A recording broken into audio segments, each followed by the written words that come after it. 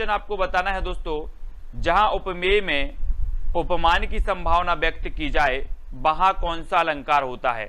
जहां उपमेय में उपमान की संभावना व्यक्त की जाए वहां कौन सा अलंकार होता है। उपमा, उत्प्रेक्षा, रूपक या फिर अनुप्रास।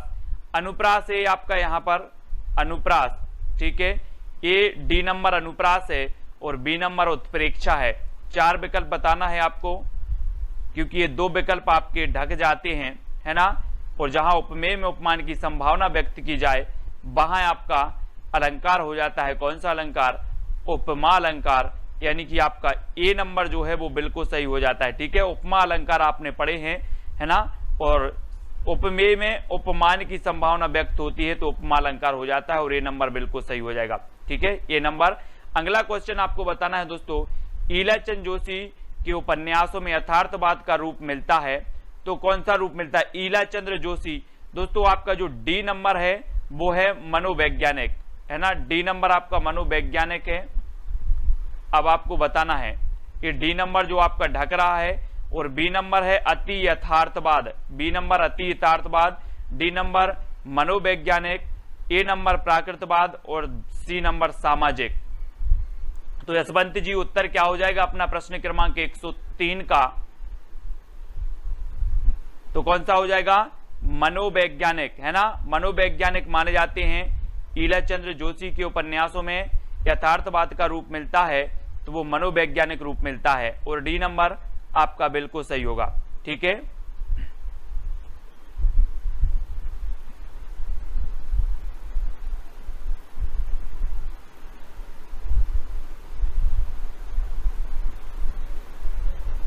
हाँ, वेरी गुड, बहुत बढ़िया। यहां पर जहां पर उपमेय में उपमाना की संभावना व्यक्त की जाए, है ना, संभावना, वेरी गुड, बहुत बढ़िया।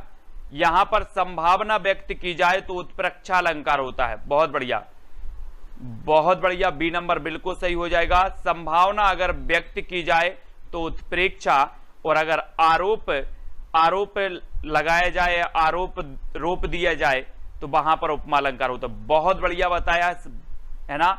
इसी प्रकार से उपमेय में उपमान का आरोप किया जाए तो उपमा अलंकार, और उपमेय में उपमान की संभावना व्यक्त की जाए तो उत्प्रेक्षा अलंकार, ठीक है। तो यहां पर बी नंबर बिल्कुल सही हो जाएगा दोस्तों, है ना, बहुत बढ़िया, बी नंबर सही होगा। इसको सुधार लेना। अगर आरोप किया जाए तो आपका उपमा होता है और संभावना व्यक्त की जाए तो उत्प्रेक्षा हो जाता है, ठीक है, वेरी गुड। अगला देख लेते हैं यहां पर कि ईलाचंद जोशी के उपन्यासों में यथार्थवाद का जो रूप मिलता है वो कौन सा मिलता है, मनोवैज्ञानिक मिलता है, यानी कि यहां पर डी नंबर बिल्कुल सही होगा, है ना। अगले क्वेश्चन की ओर बढ़ते हैं। हिंदी साहित्य का प्रथम स्वच्छंदतावादी कवि कौन है। स्वच्छंदतावादी कवि बताना है। जयशंकर प्रसाद हैं, महादेवी वर्मा हैं, श्रीधर पाठक हैं या फिर पंत हैं। कौन है स्वच्छंदतावादी कवि बतानी है प्रश्न क्रमांक 104 में। और 104 का उत्तर बताना है सर्वोत्तम जी, क्या हो जाएगा 104 में। हिंदी साहित्य का प्रथम स्वच्छंदतावादी कवि, प्रथम स्वच्छंदतावादी बतानी है। और प्रश्न क्रमांक 104 में आपको पता होगा दोस्तों कि स्वच्छंदतावादी जो कवि हैं प्रथम वो माने जाते हैं श्रीधर पाठक, है ना। श्रीधर पाठक माने जाते हैं, जिन्होंने अधिकांश लोगों ने बिल्कुल सही बताया है श्रीधर पाठक, सी नंबर। और जयशंकर प्रसाद आपको पता है, पंत और ये महादेवी वर्मा, ये सभी काय के हैं, आपको पता है छायावाद युग के कवि माने जाते हैं, छायावाद के, ठीक है। जयशंकर प्रसाद को कलाधर उपनाम से जाना जाता है और पंत जी को प्रकृति का चेतेरा कवि कहा जाता है। तो ये सभी लोगों को पता है, कई बार हम बता भी चुके हैं, रट गए होंगे आपको। भरत मुनि ने काव्य गुणों की संख्या कितनी मानी है। बहुत ही बढ़िया प्रश्न है दोस्तों। भरत मुनि ने काव्य गुणों की जो संख्या मानी है वो कितनी मानी है, 70, 48, 3 या फिर 10, कितनी मानी है काव्य गुणों की संख्या। काव्य गुण और काव्य दोष ये दोनों ही संख्या मानी है, कितनी मानी है।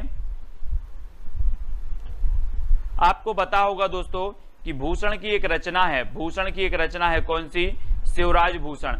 इसमें इन्होंने अलंकारों की संख्या 105 मानी, 105 मानी थी अलंकारों की। लेकिन भरत मुनि ने जो मानी अलंकारों की संख्या वो 4 मानी। और रसों की संख्या इन्होंने 8 मानी, और काव्य गुणों की जो संख्या मानी वो कितनी मानी? 10। 10 काव्य गुण इन्होंने माने, कितने माने? 10 दोष माने, काव्य दोष भी इन्होंने 10 माने, और काव्य गुण भी इन्होंने कितने माने? 10 माने। तो याद रख लेना, काव्य गुण भी 10 माने हैं, काव्य दोष भी 10 माने हैं, अलंकारों की संख्या 4 मानी है, रसों की संख्या 8 मानी है। किसने? भरत मुनि ने। ठीक है, ये चीज सभी लोग याद रखेंगे।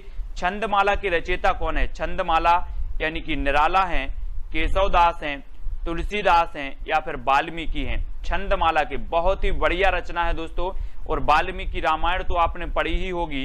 इसी की तर्ज पर तुलसीदास ने रामचरितमानस अवधी भाषा में लिखी। ठीक है, और दोस्तों छंदमाला के रचयिता हैं तो कौन है? 4 विकल्प हैं, और आपका बिल्कुल सही आंसर हो जाएगा कौन है? केशवदास जी। केशवदास जी यानी बी नंबर आपका बिल्कुल सही होगा। ठीक है, केशवदास जी जो हैं ये छंदमाला के रचयिता माने जाते हैं, और बी नंबर आपका बिल्कुल सही होगा। ठीक है, केशवदास जी रीति काल के कवि हैं, लेकिन इन्हें रीति काल और भक्ति काल का दोनों का कवि माना जाता है। इनकी एक रामचंद्रिका रचना है जो रीति काल और भक्ति काल के अंतर्गत आती है, इनकी रामचंद्रिका, इसलिए इन्हें रीति काल और भक्ति काल का कवि माना जाता है केशवदास जी को। अलंकार संप्रदाय के आचार्य कौन है दोस्तों? अलंकार संप्रदाय, अलंकार की बात हमने की है। अच्छा, वामन ने 20 गुण माने हैं, बहुत बढ़िया। और अलंकार संप्रदाय के प्रवर्तक आनंद वर्धन है, भरत मुनि है, वामन है, या फिर भामह है। अलंकार संप्रदाय दोस्तों आपको पता है रस संप्रदाय के कौन है? भरत मुनि, सबसे प्राचीन माना जाता है रस संप्रदाय। ध्वनि संप्रदाय के कौन है? आपको बताना है, ध्वनि संप्रदाय के जो है वो आनंद वर्धन है। ठीक है, रीति संप्रदाय के कौन है? रीति संप्रदाय के वामन है। तो अलंकार संप्रदाय के कौन होंगे? अलंकार संप्रदाय के आपके भामह हो जाएंगे, यानी आपका उत्तर डी नंबर यानी भामह बिल्कुल सही हो जाएगा। अब दोस्तों बहुत ही बड़ा सरल प्रश्न है आपके सामने कि छल नामक 34वां संचारी भाव किसने माना है? दोस्तों आपने अभी तक 33 संचारी भाव पढ़े होंगे, 33 संचारी भाव पढ़ लिए। अब 34वां छल नामक जो 34वां संचारी भाव माना वो किसने माना है?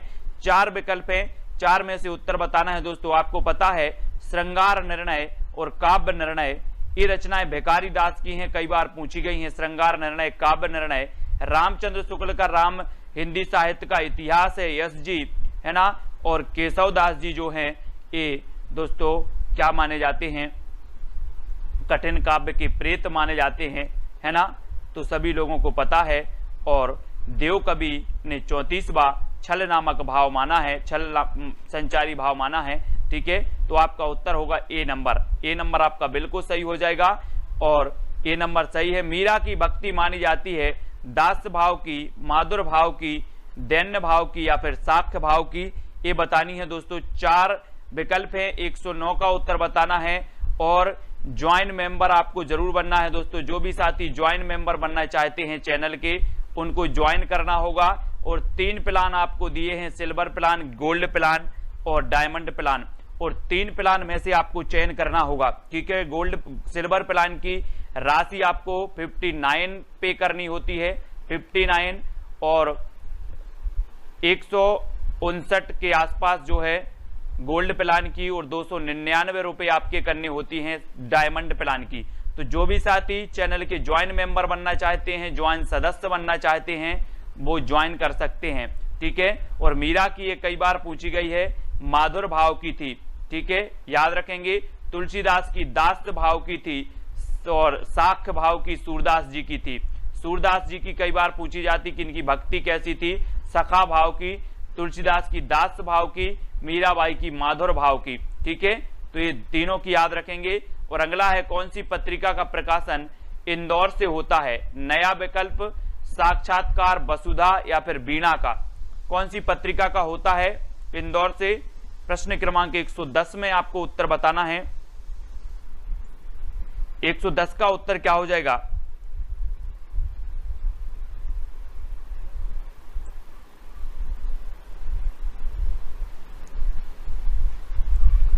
प्रश्न क्रमांक 110 और 110 का है वीणा।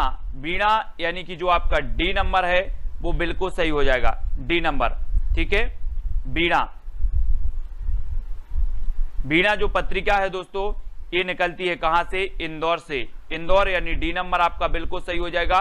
मृगावती किसकी रचना है दोस्तों, ये क्वेश्चन कई बार पूछा गया मृगावती, और आपको पता होगा कि जो मृगावती है इस मृगावती रचना को आचार्य रामचंद्र शुक्ल ने जो है क्या माना है, सूफी काव्यधारा की प्रथम रचना माना है, प्रथम रचना, ठीक है, प्रथम रचना माना है और मृगावती को। और ये किसकी रचना है, तो मृगावती है दोस्तों किसकी, कुतुबन की, कुतुबन यानी कि बी नंबर सही होगा। और यहां पर आया है वन, और वन में आपको पता है कि जब बन गए थे राम जी वहां पर मृग को इन्होंने क्या मारा था, बाण मारा था मृग को, काय में मारा था, वन में, तो मृगावती मृग को वन में मारा था, तो कुतुबन यानी बी नंबर आपका बिल्कुल सही हो जाएगा, ठीक है। सूफी काव्यधारा की है। और यश रत्ती जी, सहासरा जी जे हमारे क्या हैं, ज्वाइंट मेंबर हैं, और इनको स्पेशल तिरंगा से नवाजा, तिरंगा जो है इमोजी दिया गया है, तिरंगा इमोजी, ठीक है। और इनका कमेंट हाईलाइट होता है चैनल पर, सारे कमेंट इनके एक साथ देखे जा सकते हैं, है ना। जो भी ये कमेंट लिखते हैं पूरे कमेंट एक साथ चैनल पर इनके देखे जा सकते हैं, जो भी ज्वाइंट मेंबर हैं। और सहासरा जी, यश जी, ये हमारे ज्वाइंट मेंबर हैं हिंदी साहित्य ग्रुप से। निम्न में से पश्चिमी हिंदी की भाषा नहीं है तो कौन सी नहीं है, बुंदेली, मैथिली, खड़ी बोली या ब्रज भाषा।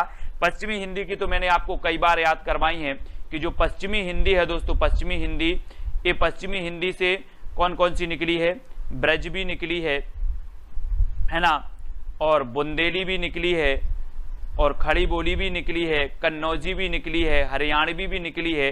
ये सारी भाषाएं पश्चिमी हिंदी से निकली हैं। तो यहाँ पर आपकी जो मैथिली भाषा है, मैथिली बिहारी हिंदी की है, बिहारी हिंदी की है, यानी कि ये पश्चिमी हिंदी की भाषा नहीं है मैथिली। और सी नंबर आपका बिल्कुल सही हो जाएगा, ठीक है। और मैथिली ही ऐसी एक भाषा है दोस्तों जो हिंदी की उपभाषा है, जो जिसे 8वीं अनुसूची में स्थान मिला है, संविधान की 8वीं अनुसूची में मैथिली को, है ना। और ये बिहारी हिंदी की भाषा है, तो ये चीज भी आपको याद रखनी है। निम्न में से किस क्षेत्र में ब्रज भाषा नहीं बोली जाती, ब्रज भाषा, ब्रज बताना है, एटा में, झांसी में, आगरा में या फिर मैनपुरी में, कहां पर नहीं बोले जाता।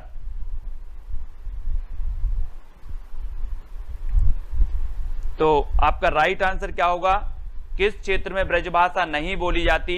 यस जी, वेरी गुड।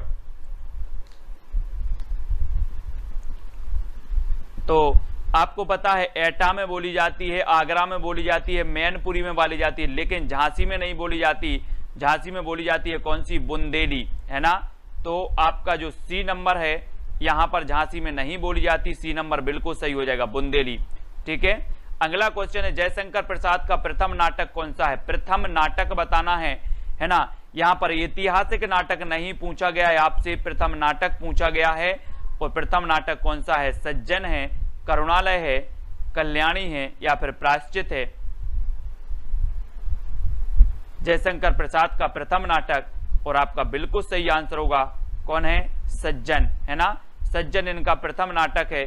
बाकी कल्याणी, परिणय, प्रायश्चित, करुणालय, सज्जन ये सभी जयशंकर प्रसाद के नाटक हैं। और इनका एक ऐतिहासिक नाटक है कौन सा, राजश्री, राजश्री इनका ऐतिहासिक नाटक माना, प्रथम ऐतिहासिक नाटक राजश्री और प्रथम नाटक सज्जन, ठीक है। तो ये चीज भी याद रखनी है। और निम्न में से किसने समस्या प्रधान नाटकों की रचना की है दोस्तों, समस्या प्रधान, बहुत ही बढ़िया प्रश्न है, कई बार पूछी जाती है। मैं जब तक आपको बता दूं कि जो वृंदावन लाल वर्मा है इनकी एक रचना है मृगनयनी, मृगनयनी कई बार पूछी गई है कि मृगनयनी रचना के रचनाकार कौन है, तो वृंदावन लाल वर्मा है। लेकिन अगर पूछा जाए कि वृंदावन लाल वर्मा किस प्रकार के उपन्यासकार माने जाते हैं, तो ये ऐतिहासिक उपन्यासकार माने जाते हैं दोस्तों, कौन, वृंदावन लाल वर्मा। तो ये क्वेश्चन भी कई बार पूछा गया वृंदावन लाल वर्मा के बारे में। लेकिन समस्या प्रधान नाटकों की जो रचना की है वो लक्ष्मी नारायण मिश्र ने की है, यानी कि बी नंबर आपका बिल्कुल सही हो जाएगा। और लक्ष्मी की समस्या तो सभी लोगों को रहती है ना। किसको रहती है लक्ष्मी की समस्या, सभी लोगों को है लक्ष्मी की समस्या। तो समस्या प्रधान नाटक भी लक्ष्मी नारायण ने लिखी है, यानी लिखा है, यानी कि बी नंबर आपका बिल्कुल सही हो जाएगा। और अगला है हिंदी प्रदीप का संपादन कार्य किसने किया, हिंदी प्रदीप, मैंने आपको बताया था दोस्तों, हिंदी जब पत्र पत्रिकाएं याद करवाई थी ट्रिक से, कैसे याद करवाई थी कि प्रदीप के बाल भट्टा से भरत गए, है ना, प्रदीप के बाल भट्टा से भरत गए, तो हमने याद करवाया था कि हिंदी प्रदीप का जो संपादन किया वो किया है बालकृष्ण भट्ट ने। हिंदी के प्रदीप के बाल भट्टा से भरत गए, तो भट्ट है ना, बालकृष्ण भट्ट, तो बी नंबर आपका बिल्कुल सही होगा। यहाँ पर हिंदी प्रदीप का संपादन कार्य किया था बालकृष्ण भट्ट जी ने, ठीक है, बी नंबर। और प्रताप नारायण मिश्र और बालमुकुंद गुप्त, बालमुकुंद गुप्त तो आपको पता है कि ये दोनों कड़ी द्विवेदी युग भारतेंदु युग के बीच के माने जाते हैं, और ये बाकी ये सारे के सारे जो हैं ये आपके भारतेंदु युग के कवि हैं। बालकृष्ण भट्ट ये वरिष्ठ कवि माने जाते हैं भारतेंदु युग के। फिर सेकंड में भारतेंदु जी का नंबर आता है। 1844 में बालकृष्ण भट्ट का जन्म हुआ था और 1850 में हुआ था भारतेंदु जी का, ठीक है, इनको भी याद रखेंगे। आधे अधूरे नाटक किसकी नाट्य कृति है? आधे अधूरे, आधे अधूरे दोस्तों आपको पता है इनका मोहन और राकेश का नाम एक साथ क्यों लिया जाता है? आपको पता है मोहन भी लिया जाता और राकेश। आपने मोहन अकेला तो नहीं पढ़ा कि मोहन बस बोल दिया, मोहन राकेश, मोहन के बिना राकेश अधूरा है, राकेश के बिना मोहन अधूरा है, तो आधे अधूरे हैं एक दूसरे के बने। मोहन राकेश आधे अधूरे हैं, मोहन के बिना राकेश और राकेश के बिना मोहन अधूरे हैं, तो आधे अधूरे किसकी नाट्यकृति होगी? मोहन राकेश की, है ना। अब ऐसा तो नहीं सुना आपने मोहन बस ले लिया हो, ठीक है, तो ये नंबर आपका बिल्कुल सही हो जाएगा। ये नंबर मोहन के बिना राकेश अधूरे हैं, अधूरे, आधे अधूरे। और कवि और कविता निबंध के जो लेखक हैं वो कौन है? कवि और कविता महावीर प्रसाद द्विवेदी हैं, बालकृष्ण भट्ट जी हैं, हजारी प्रसाद द्विवेदी हैं, या फिर रामचंद्र शुक्ल जी हैं। तब आपको बताना है कवि और कविता ये निबंध है, और इस निबंध के जो रचनाकार हैं वो कौन है? 118 का उत्तर, और 118 का उत्तर बताना है कांता जी। उत्तर हो जाएगा कवि और कविता महावीर प्रसाद द्विवेदी। महावीर प्रसाद द्विवेदी यानी बी, ये नंबर आपका बिल्कुल सही होगा। महावीर प्रसाद द्विवेदी ने 1903 में सरस्वती पत्रिका का कार्यभार संभाला और 1920 तक ये इस पत्रिका के संपादक रहे हैं, ठीक है, महावीर प्रसाद द्विवेदी जी, याद रख लेना। और जब सरस्वती पत्रिका की बात आ ही गई है तो 1900 में ये सरस्वती पत्रिका प्रकाशित हुई थी। इसके संस्थापक थे चिंतामणि घोष और प्रथम संपादक थे श्याम सुंदर, ठीक है, तो ये चीज भी आपको याद रखनी है। और फिलहाल कवि और कविता के रचनाकार हैं महावीर प्रसाद द्विवेदी, महावीर प्रसाद द्विवेदी, इनको भी याद रखेंगे। आचरण की सभ्यता कई बार पूछा गया है दोस्तों, आचरण की सभ्यता की रचनाकार कौन है? और आपको पता है कि पूर्ण आचरण कैसे होने चाहिए? आचरण जो होने चाहिए दोस्तों वो पूर्ण आचरण होनी चाहिए। आचरण बोले अच्छे आचरण करो, है ना, तो पूर्ण आचरण आपके, पूरे आचरण आपके अच्छे होनी चाहिए, पूरे आचरण आपके अच्छे होने चाहिए, पूर्ण आचरण अच्छे होनी चाहिए। तो आचरण की सभ्यता सरदार पूर्ण सिंह की है, पूर्ण सिंह की।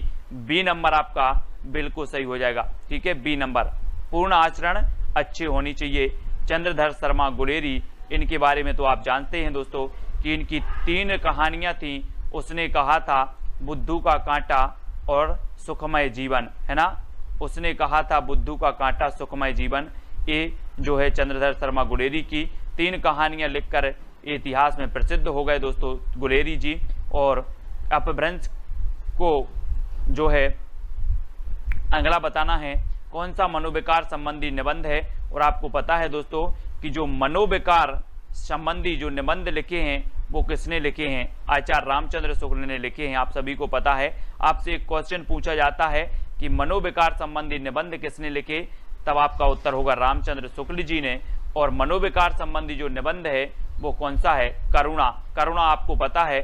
और मजदूरी और प्रेम, ये रचना भी कई बार पूछी जाती है दोस्तों, तो मजदूरी और जो प्रेम है ये भी पूर्ण सिंह की है। किसकी है? पूर्ण सिंह की रचना है मजदूरी और प्रेम। मैंने आपको याद करवाया था कि ना तो मजदूरी पूर्ण मिलती है और ना ही प्रेम पूर्ण मिलता है ना। सभी लोग बोलते हैं कि प्रेम पूर्ण नहीं मिलता है और मजदूरी भी पूर्ण नहीं मिलती है। पूर्ण नहीं मिलती है तो पूर्ण, सरदार पूर्ण सिंह, ये रचना इनकी है, कई बार पूछी गई है, सभी लोग याद रखेंगे। और अगला है दोस्तों इनमें से निराला की कविता कौन सी है? निराला, निराला कवि है ना। और ये निराला जी महादेवी वर्मा के मोह बोले भाई थे, मोह बोले भाई थे। एक बार मैंने ग्रुप में डाला था। क्या डाला था कि एक बार क्या हुआ कि निराला जी के पास जितने भी पैसे रहते थे दूसरों की मदद में, ये दूसरों को दे देते थे और खुद क्या बन जाते थे, फक्कड़ बन जाते थे, है ना। अब जब एक बार रिक्शा से महादेवी वर्मा जी के पास राखी के दिन आए तो इनके पास रिक्शे के पैसे नहीं थे, तब इन्होंने महादेवी जी से मांगे थे। कितने रुपए? 12 रुपए मांगे थे। और इन्होंने कहा कि पैसे 12 रुपए दो। बोले 12 रुपए की क्यों, क्या आवश्यकता आन पड़ी? तो इन्होंने कहा कि 2 रुपए रिक्शे वाले को देना है और 10 रुपए राखी बंधाई के आपको देना है। तो इस प्रकार से दोस्तों महादेवी जी के क्या थे, मोहे बोले भाई थे निराला जी। और निराला की कविता कौन सी नहीं है? तो कौन सी नहीं है आपको पता है? नौका बिहार। और नौका बिहार किसकी है? तो पंत की है। पंत की नौका बिहार है, ठीक है। और निराला की कुकुरमुत्ता है, जूही की कली भी है, राम की शक्ति पूजा भी है, ठीक है। तो ये सारी की सारी रचनाएं याद करना है। और जूही की कली प्रथम छंद मुक्त रचना इनकी मानी जाती है और सी नंबर आपका बिल्कुल सही हो जाएगा, ठीक है। पंकज सिंह जी ज्वाइन नहीं हो पा रहे, क्या बात है, ज्वाइन हो जाओ। छायावादी बृहत्रयी में शामिल नहीं है तो कौन नहीं है? छायावादी बृहत्रयी मैंने आपको याद करवाई थी दोस्तों, बृहत्रयी याद करवाई थी, प्रगतिवादी, छायावादी।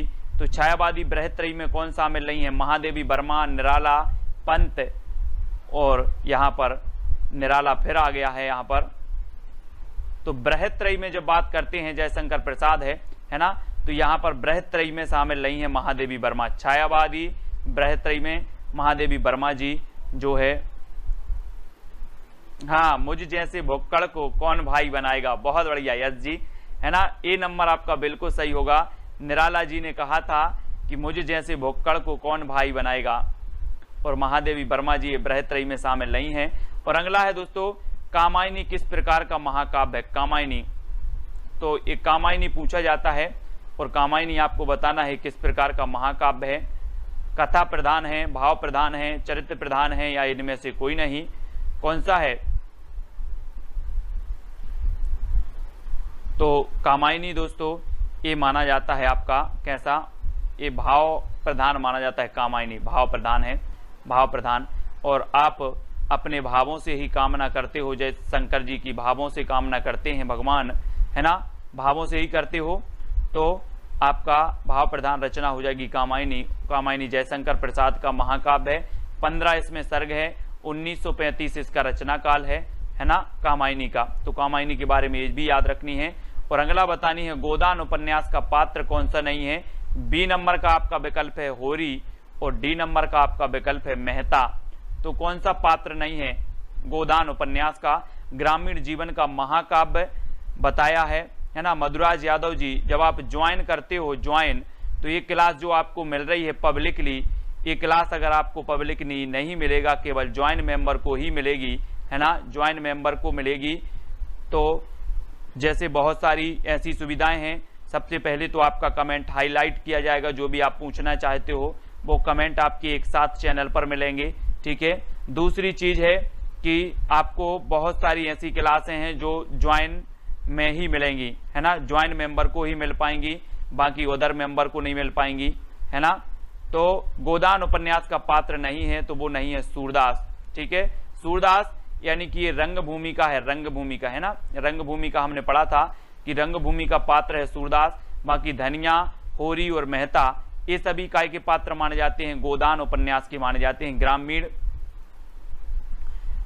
जीवन का महाकाव्य है। ईला चंद्र में से इनमें से कौन आंचलिक उपन्यास है? आंचलिक उपन्यास बताना है तो फिर क्या हो जाएगा? आंचलिक उपन्यास कौन सा है? ईलाचंद जोशी हैं, जैनेन्द्र कुमार हैं, अज्ञे हैं, फणीसुरनाथ रेणु हैं। पंकज जी को क्या दिक्कत आ रही है, क्यों नहीं हो पा रहा है ज्वाइन? आंचलिक उपन्यासकार कौन है? अलग अलग अमाउंट में सुविधाएं भी हैं और एक्स्ट्रा गोल्ड में एक्स्ट्रा सुविधा है। आप व्हाट्सएप, आपकी सोशल मीडिया से आप जुड़ सकते हैं, है ना, और भी एक्स्ट्रा हैं, उसमें लिखा होगा पूरा कि किस प्रकार से क्या आपको मिलेगा इसमें एक्स्ट्रा।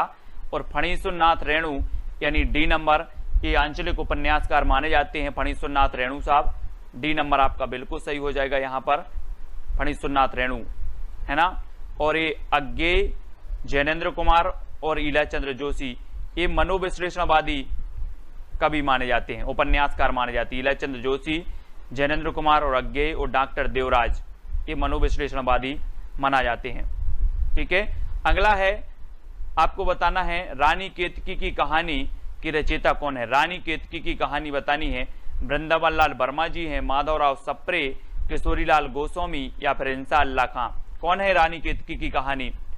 रानी केतकी की कहानी इंसा और अल्लाह ने भी सुनी है ना। इंसा ने भी सुनी है और अल्लाह भी ने सुनी है। तो सभी लोगों ने पढ़ा है दोस्तों, रानी केतकी की कहानी इंसा अल्लाह खां की है। ठीक है, इंसा अल्लाह खां यानी कि जो डी नंबर है वो आपका बिल्कुल सही हो जाएगा, डी नंबर। ठीक है, यहां पर डी नंबर आपका सही हो जाएगा। और शिव शंभू के चिट्ठे से संबंधित जो रचनाकार हैं वो कौन है? बाबू तोताराम हैं, केशवराम भट्ट हैं, अंबिका दत्त व्यास हैं या फिर बाल मुकुंद गुप्त हैं। कौन है? आपको प्राप्त करना है पिछली क्लासें, तो चैनल पर जाएं, चैनल पर आपको प्लेलिस्ट मिल जाएगी, प्लेलिस्ट। ठीक है, प्लेलिस्ट मिल जाएगी और प्लेलिस्ट में सुबह 9:30 बजे वाला भी आपको सेशन मिलेगा, जिसमें दोस्तों क्या हो जाएगा, ज्वाइन बटन पर क्लिक करेंगे आप, ज्वाइन बटन पर क्लिक करेंगे तो आपको पूरे ऑप्शन निकल करके आएंगे और आप जौन सा प्लान लेना चाहते हैं उस प्लान पर क्लिक करेंगे, है ना। तो आपको उस प्रकार से इंफॉर्मेशन आपको भरनी होती है। और शिव शंभू के चिट्ठे बाल मुकुंद गुप्त की रचना है, बाल मुकुंद गुप्त, यानी कि जो डी नंबर है, डी नंबर बिल्कुल सही हो जाएगा, बाल मुकुंद गुप्त जी की। ठीक है, अगला है रसिक प्रिया की रचयिता कौन है? रसिक प्रिया की रचयिता मलूक दास हैं, दादू दयाल हैं, बिहारी लाल हैं या फिर केशव दास हैं। कौन है रसिक प्रिया की रचयिता? 128 का आंसर।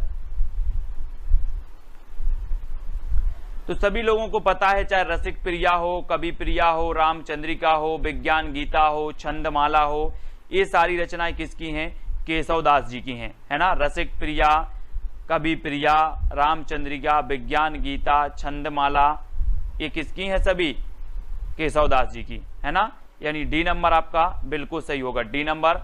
और कुटज की रचयिता बताना है। कुटज शांति प्रिय द्विवेदी, हजारी प्रसाद द्विवेदी, कुबेरनाथ राय या विद्यानिवास मिश्र। कौन है कुटज की रचयिता? सहासरा जी। 4 विकल्प हैं, प्रश्न क्रमांक 129 का उत्तर बताना है। और आपका बिल्कुल सही आंसर होगा कि जब हजारी प्रसाद द्विवेदी की बात आती है तो हम पढ़ लेते हैं, शिरीष के फूल भी इन्हीं की रचना है। शिरीष के फूल, अशोक के फूल, है ना, अशोक के फूल, हिंदी साहित्य का आदिकाल, हिंदी साहित्य का उद्भव एवं विकास, कुटज, है ना, और हिंदी साहित्य की भूमिका, ये सारी की सारी रचनाएं हजारी प्रसाद द्विवेदी की हैं। यानी बी नंबर आपका बिल्कुल सही हो जाएगा। और जो भी साथी अभी तक ग्रुप में नहीं जुड़े हैं, व्हाट्सएप ग्रुप में 9098609291 ये नंबर है, व्हाट्सएप नंबर। जो साथी ग्रुप से नहीं जुड़े हैं वो इस व्हाट्सएप नंबर पर मैसेज करें, आपको ग्रुप की लिंक मिल जाएगी, है ना। सुबह 9:30 बजे होती है ना। सूरज जी भानु की रचनाकार कौन है? आंसू के बताना है आपको। सुमित्रा नंदन पंत हैं, सूर्यकांत त्रिपाठी निराला साहब हैं या फिर जयशंकर प्रसाद या मैत्रीशरण गुप्त जी हैं। तो आपका राइट आंसर क्या हो जाएगा? आंसू काव्य की रचनाकार बताना है, यानी कि 130 का उत्तर बताना है। और बिल्कुल सही आंसर होगा कौन सा? जयशंकर प्रसाद, है ना। आंसू काव्य जो है वो किसका है? जयशंकर प्रसाद जी का है। और ये छायावाद के क्या माने जाते हैं? मधुराज यादव जी भी ज्वाइन बटन से जुड़ चुके हैं, धन्यवाद, है ना। आंसू काव्य के जो रचनाकार हैं जयशंकर प्रसाद हैं और सुमित्रानंदन पंत जी, सूर्यकांत त्रिपाठी निराला जी, ये तीनों ही छायावाद के आधार स्तंभ हैं। मैथिली शरण दोस्तों आपको पता है कि ये जो है राष्ट्र कवि हैं, दद्दा इनका उपनाम है ना। दद्दा और मधोप, ये तो मैं कई बार बता चुका हूं, आपको रट भी गया होगा, ठीक है। और आंसू काव्य के रचनाकार हैं जयशंकर प्रसाद और छायावाद के प्रवर्तक भी ईलाचंद्र जोशी ने इन्हें माना है, ठीक है। तो ये चीज भी आपको याद रखनी है। अगला क्वेश्चन आपको बताना है, चंदन विष व्यापत नहीं लिपटे रहत भुजंग, प्रस्तुत पंक्ति के रचयिता कौन है? सूरदास जी हैं, बिहारी हैं, कबीर हैं या फिर रहीम हैं। चंदन विष व्यापत नहीं लिपटे रहत भुजंग। इस पंक्ति के रचयिता बताने हमें यहां पर, तो उत्तर क्या हो जाएगा? ज्वाइन बटन पर जाएं, आप ज्वाइन बटन पर क्लिक करें कुरैशी जी, है ना, और वहां पर आपको प्लान दिया होगा, आप प्लान देख लें, सिल्वर, गोल्ड और डायमंड, है ना। फिर आपको उसमें से आप किससे पेमेंट कर रहे हैं, पेमेंट का जो है विवरण भरना होता है। तो ज्वाइन बटन पर सबसे पहले तो क्लिक करना होता है, ठीक है। फिर आपको आगे की प्रोसेस करनी होती है। हाँ, आज तार सप्तक का जो वीडियो था उसमें कुछ प्रॉब्लम हो गई थी, और रहीम यानी कि कल आपका तार सप्तक का वीडियो आ जाएगा।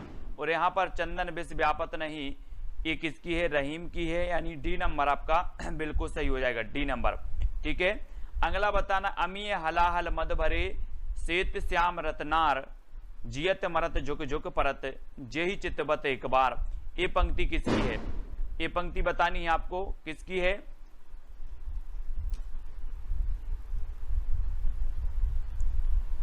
अमीय हलाहल मद भरे, बहुत ही बढ़िया पंक्ति है, कई बार पूछी भी गई है। तो ये पंक्ति किसकी हो जाएगी? आलम साहब की है, बिहारी की है, मतीराम या फिर रसलीन की है? एटीएम कार्ड से हो जाएगा, एटीएम से। और प्रश्न क्रमांक आपको पता है, अमीय हलाहल मद भरे यानी कि रसलीन, रसलीन यानी कि जो बी नंबर है वो आपका बिल्कुल सही हो जाएगा, ठीक है। अब इसको कैसे याद करोगे दोस्तों? याद करने की सिर्फ ट्रिक बता रहा हूं, ठीक है, मैं अर्थ नहीं बता रहा हूं।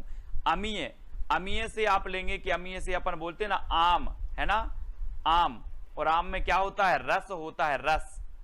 आम में क्या होता है?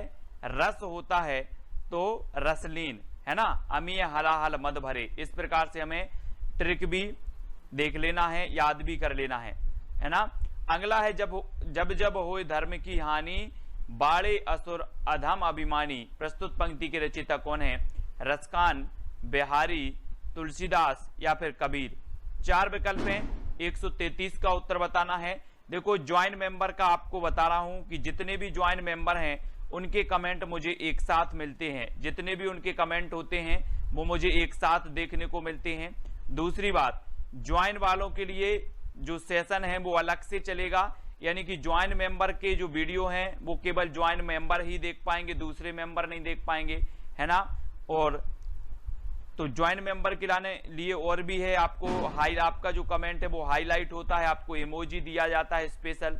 और आपका बिल्कुल सही आंसर होगा तुलसीदास, जब होए धर्म की हानि बाड़े असुर अधम अभिमानी, यानी कि जो बी नंबर है वो बिल्कुल सही हो जाएगा, ठीक है। तुलसीदास जी के बारे में आपको पता है कि जो तुलसीदास जी हैं राम काव्य धारा के श्रेष्ठ कवि माने जाते हैं तुलसीदास जी, और बी नंबर आपका बिल्कुल सही होगा। परहित सरस धर्म नहीं भाई पर पीड़ा सम नहीं अधमाई। प्रस्तुत पंक्ति की रचयिता कौन है? रचयिता बताना है, रसखान जी हैं, बिहारी हैं, तुलसी हैं या फिर मीरा हैं। 4 विकल्प हैं, यानी कि 134 का उत्तर आपको बताना है। 134 में प्रश्न क्रमांक बताना है कि परहित सरस धर्म नहीं भाई पर पीड़ा सम नहीं अधमाई। इसमें जो ये पंक्ति हो जाएगी ये भी किसकी है? तुलसीदास जी की ही है, यानी बी नंबर आपका बिल्कुल सही होगा, ठीक है, तुलसीदास जी की। हिंदी साहित्य के आरंभिक काल को आचार्य रामचंद्र शुक्ल ने क्या कहा है? आदि काल कह दिया, वीर गाथा, चारण काल, सिद्ध सामंत काल, क्या कह दिया है? और दोस्तों, जो विवेक शंकर की बुक मैंने आपको बताई थी वो अवेलेबल हो गई है ऑनलाइन, है ना, ऑनलाइन जो है अवेलेबल है, तो ऑनलाइन आप लोग खरीद सकते हैं किसकी? विवेक शंकर की बुक को, ठीक है। तो हिंदी साहित्य के आरंभिक काल को आचार्य रामचंद्र शुक्ल ने जो नाम दिया वो नाम दिया वीरगाथा काल। आदि काल जो नाम दिया गया हजारी प्रसाद द्वारा, चारण काल जो नाम दिया गया राम कुमार वर्मा ग्रियर्सन द्वारा, और सिद्ध सामंत काल राहुल सांकृत्यायन द्वारा दिया गया, ठीक है। तो हिंदी साहित्य के आरंभिक काल को आचार्य रामचंद्र शुक्ल ने कहा है, तो वीरगाथा काल यानी कि जो सी नंबर है वो बिल्कुल सही हो जाएगा, ठीक है, सी नंबर।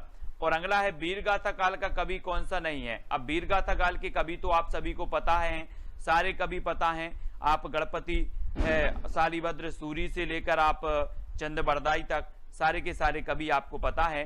और आपका बिल्कुल सही आंसर क्या हो जाएगा? वीरगाथा काल के जो कवि नहीं है। जैसे आपने पढ़ा था कि जो नामदेव है, नामदेव ये भक्ति काल के माने जाते हैं, मधुकर हैं, जगनेक हैं, यानी कि आपका उत्तर बी नंबर बिल्कुल सही हो जाएगा। ठीक है, बी नंबर बिल्कुल सही होगा। तो नामदेव ये वीरगाथा काल के कवि नहीं है और बी नंबर बिल्कुल सही है। और अगला क्वेश्चन आपकी स्क्रीन पर है कि वीरगाथा काल के सर्वश्रेष्ठ कवि कौन माने जाते हैं। वीरगाथा काल के सर्वश्रेष्ठ कवि चंद्रबरदाई, जगनेक, दलपति विजय या फिर विद्यापति कौन माने जाते हैं। सर्वश्रेष्ठ बताना है यहाँ पर। और दलपति विजय इनकी एक खुमाण रासो रचना है। कौन सी है? खुमाण रासो। खुमाण रासो है। जगनेक की तो आलाखंड आपको पता है। ठीक है, परमाल रासो जिसे कहा जाता है। विद्यापति की 3 प्रमुख रचनाएं कौन सी हैं? पदलता पताका। चंद्रबरदाई की तो पृथ्वीराज रासो आपको पता ही है। ठीक है, तो वीरगाथा काल की सर्वश्रेष्ठ जो रचना मानी जाती है, वो कवि माने जाते हैं, वो चंद्रबरदाई माने जाते हैं। यानी आपका उत्तर होगा ए नंबर। और चंद्रबरदाई का जो महाकाव्य है वो कौन सा है? पृथ्वीराज रासो है। ठीक है, और ये हिंदी का प्रथम महाकाव्य है। चंद्रबरदाई हिंदी के प्रथम महाकवि हैं, है ना। तो ए नंबर आपका बिल्कुल सही होगा। और अगला क्वेश्चन है पृथ्वीराज रासो की रचनाकार कौन है दोस्तों। पृथ्वीराज रासो के रचनाकार तो अधिकांश लोगों को पता है ना। जयदेव हैं, जगनेक हैं, चंद्रबरदाई हैं, विद्यापति हैं।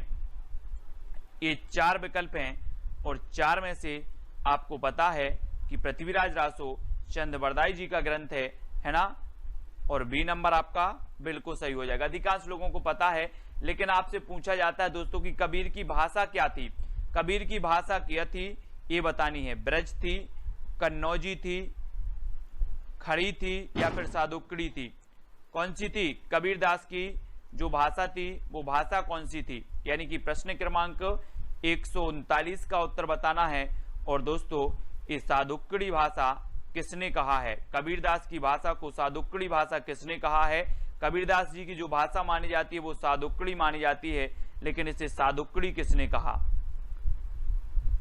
प्रश्न क्रमांक 139 का आपका उत्तर बताना है। सादुक्कड़ी इसे किसने कहा है? आपको ही उसका चयन करना है और बताना है। तब आपका बिल्कुल सही आंसर क्या होगा? नयन जो देखा कमल सा, निर्मल नीर शरीर, हसत जो देखा हंसबा, दसन ज्योति नगहीर। ये पंक्ति किसकी है? बहुत ही बढ़िया पंक्ति है।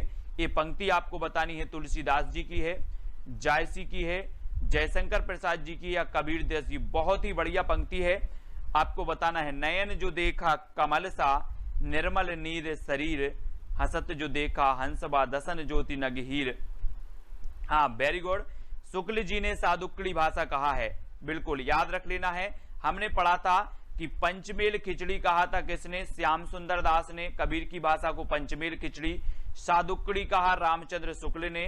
ठीक है, वाणी का डिक्टेटर कहा हजारी प्रसाद द्विवेदी ने। ये क्वेश्चन हमेशा पूछे जाते हैं। और यहां पर आपका सही उत्तर होगा जायसी।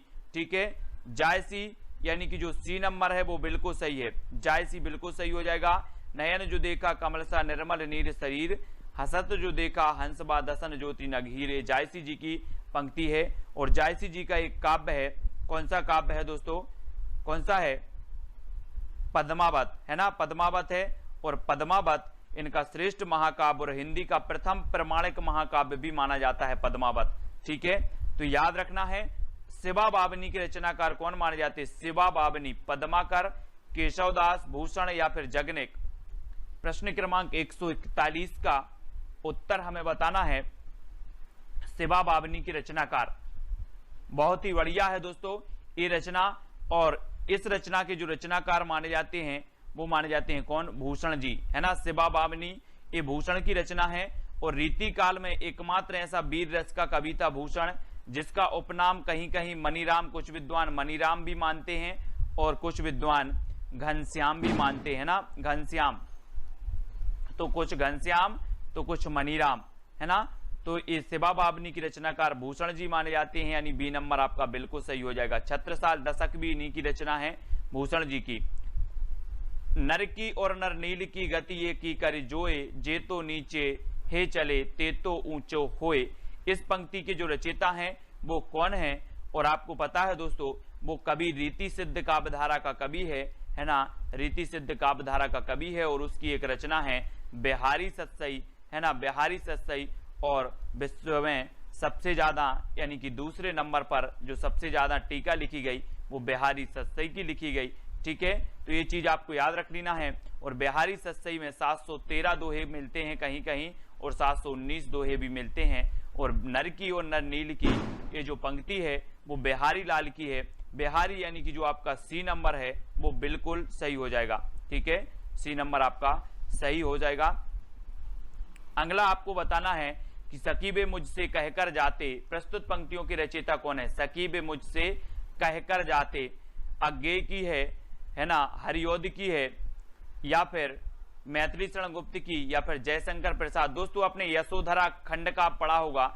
यशोधरा खंड काव्य होते हुए भी ये महाकाव्य की श्रेणी में आता है, लेकिन ये खंड काव्य है यशोधरा। और यशोधरा में हम पंक्ति पढ़ते हैं कि सखी बे मुझसे कहकर जाते, सखी बे मुझसे कहकर जाते।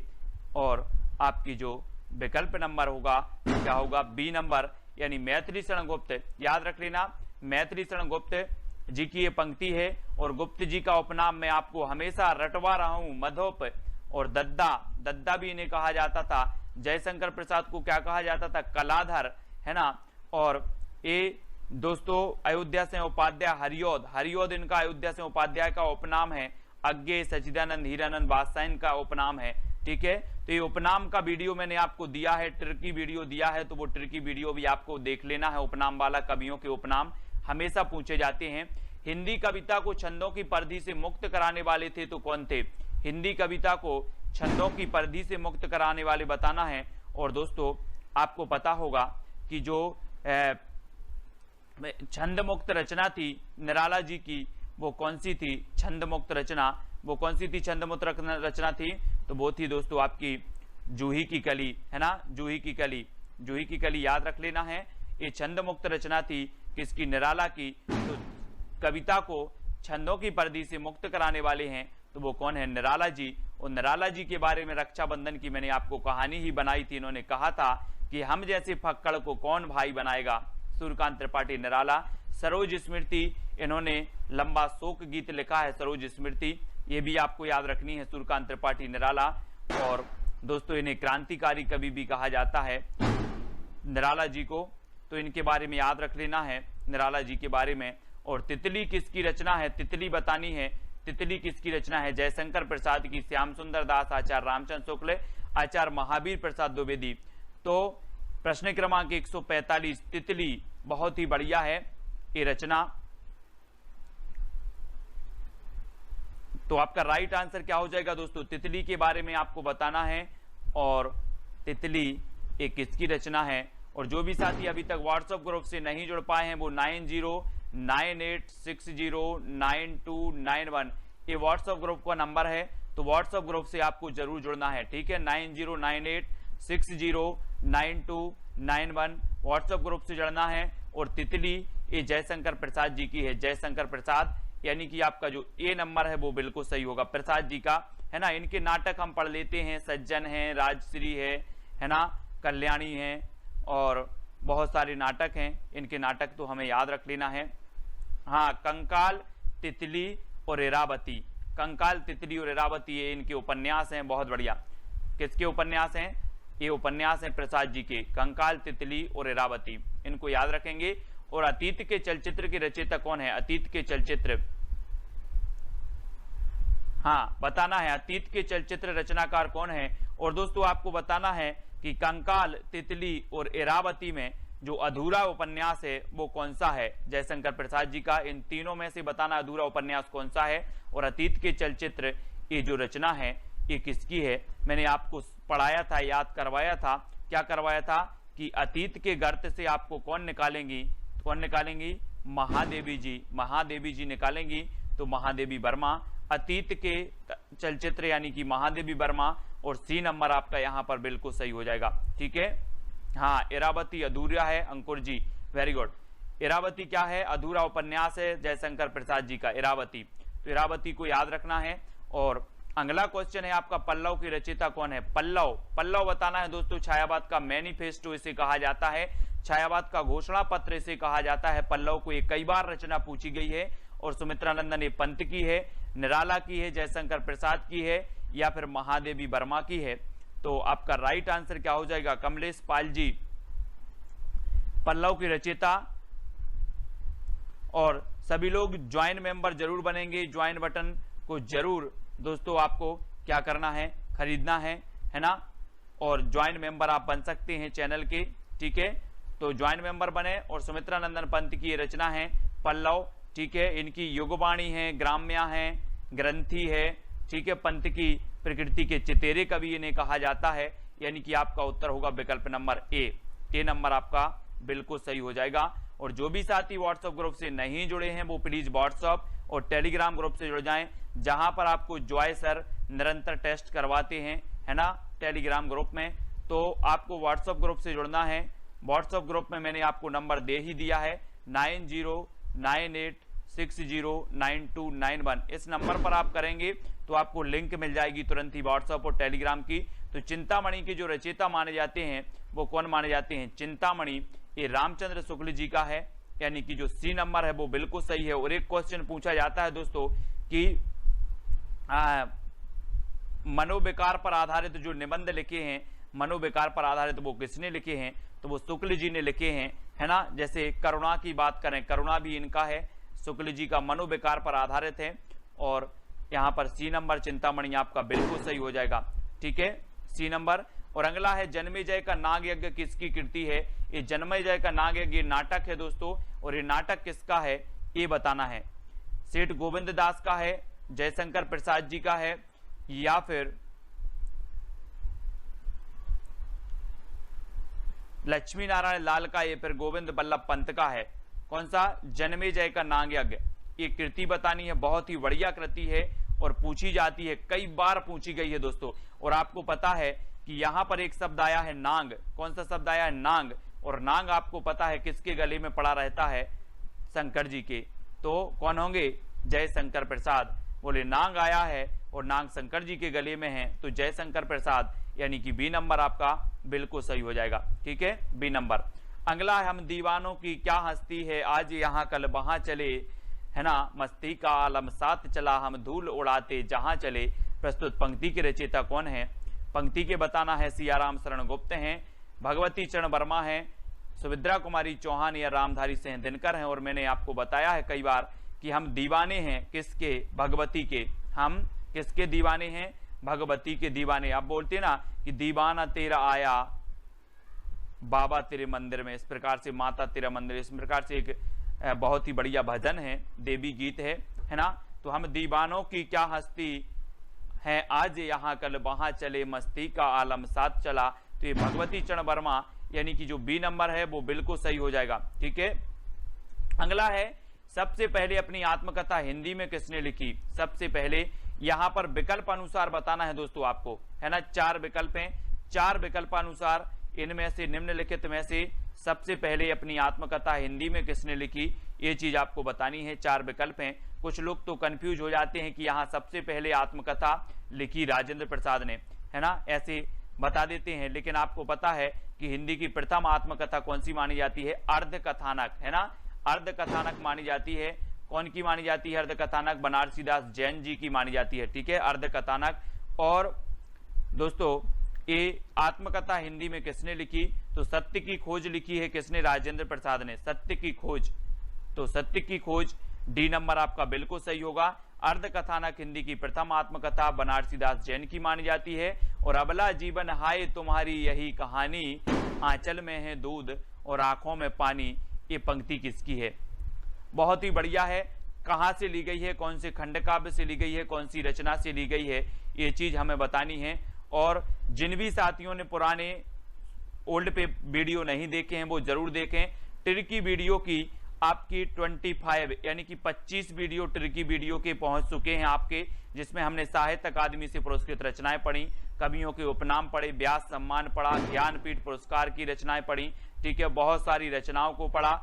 और वो ट्रिकी वीडियो आपके अमेजिंग वीडियो हैं, बहुत ही बढ़िया वीडियो हैं। और अबला जीवन हाय तुम्हारी यही कहानी, आंचल में है दूध और आंखों में पानी, ये तो कई बार पंक्ति पूछी गई यशोधरा की। यशोधरा यानी कि जो सी नंबर आपका बिल्कुल सही हो जाएगा, है ना, ये यशोधरा की है।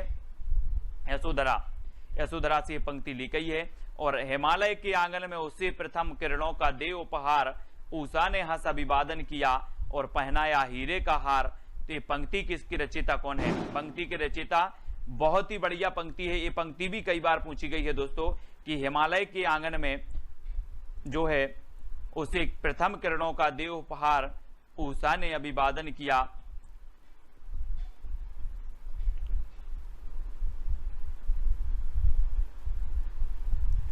तो 153 और 153 का आपका बिल्कुल सही आंसर जो हो जाएगा वो हो जाएगा कौन सा? जयशंकर प्रसाद। हिमालय के आंगन में उषा प्रथम किरणों का दे उपहार। हिमालय आया है दोस्तों, हिमालय पर्वत, ऐसे ही कैलाश पर्वत था, हिमालय पर्वत, कैलाश पर्वत है ना। और कैलाश पर्वत पे जाकर कौन बैठ गए थे? शंकर जी तपस्या करने बैठ गए थे। तो हिमालय पर्वत आ रही है, हिमालय की बात आ रही है, कैलाश पर्वत और हिमालय पर्वत ये पर्वत हैं। और जयशंकर जी, शंकर जी बैठ गए थे, तो ये शंकर जी प्रसाद, जयशंकर प्रसाद का होगा।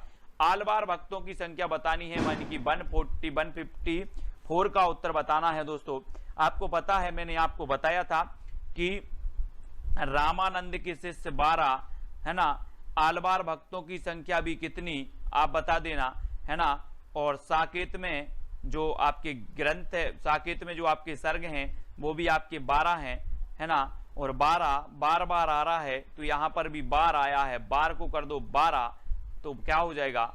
12। आलवार भक्तों की संख्या 12, यानी कि बी नंबर बिल्कुल सही हो जाएगा। ठीक है, बार आया है और बार बार बार आ रहा है, और बार बार मतलब 12। ठीक है, 12 है आलवार भक्तों की संख्या। याद रखेंगे। भक्ति का सर्वप्रथम उल्लेख कहां मिलता है दोस्तों? भक्ति का वेदों में मिलता है, सूक्त में मिलता है, उपनिषद में मिलता है, या इनमें से कोई नहीं? कहां पर मिलता है भक्ति का सर्वप्रथम उल्लेख बताना है। और आपने तो वेद तो आपने पढ़े हैं, वेद 4 वेद होते हैं, ऋग्वेद सबसे प्राचीन वेद माना जाता है ना, सभी लोगों ने पढ़े हैं। और भक्ति का जो सर्वप्रथम उल्लेख मिलता है तो वो मिलता है उपनिषद में। कहां पर मिलता है? उपनिषद, यानी कि जो आपका बी नंबर है उपनिषद बिल्कुल सही हो जाएगा। भक्ति का उल्लेख मिलता है आपका उपनिषद में। ठीक है, बी नंबर बिल्कुल सही है। नेक्स्ट है, संत काव्यधारा को ज्ञानाश्रयी किस विद्वान ने कहा? बहुत ही बढ़िया प्रश्न है दोस्तों।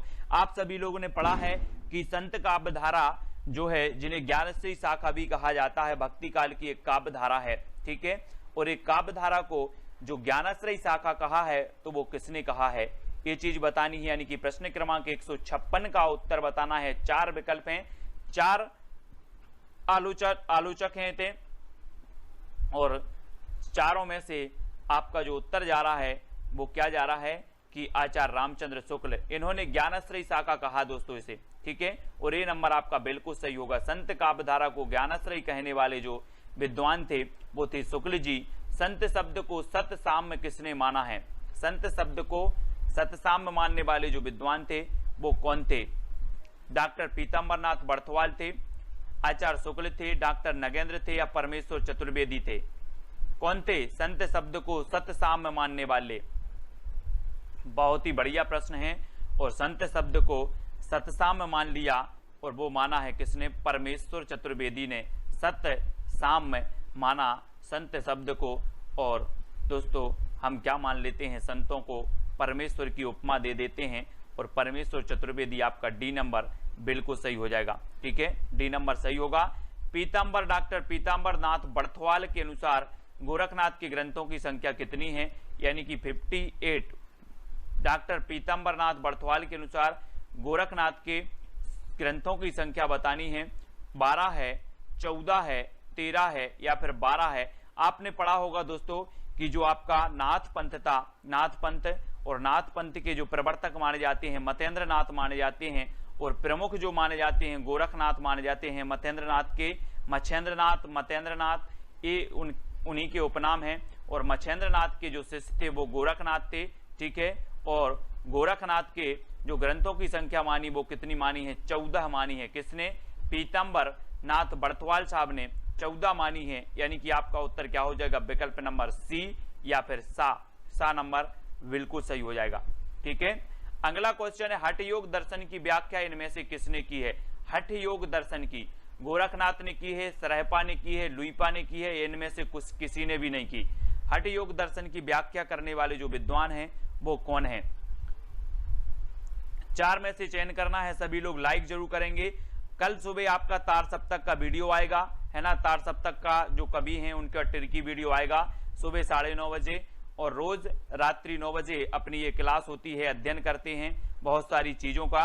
और एक हमने वीडियो आपको दिया है, सहस्रा जी काय वाला दिया है, मिलती जुलती रचनाएं वाले। जैसे हम बहुत सारी रचनाएं ऐसी होती हैं जो मिलती जुलती एक ही नाम वाली होती हैं, विभिन्न विद्वानों की होती हैं, विभिन्न कवियों की होती हैं मिलती जुलती रचनाएं, और हम कंफ्यूज हो जाते हैं। कभी कभी जब मैं किसी रचना का कभी बताता हूं तो आप बोलते हो सर ये रचना तो उसकी है। तो मिलती जुलती रचना वाला जो वीडियो है वो सभी को देखना है। और इसके हठ योग दर्शन की जो व्याख्या की है वो किसने की है, गोरखनाथ ने की है, यानी कि जो ए नंबर है वो बिल्कुल सही हो जाएगा। ठीक है।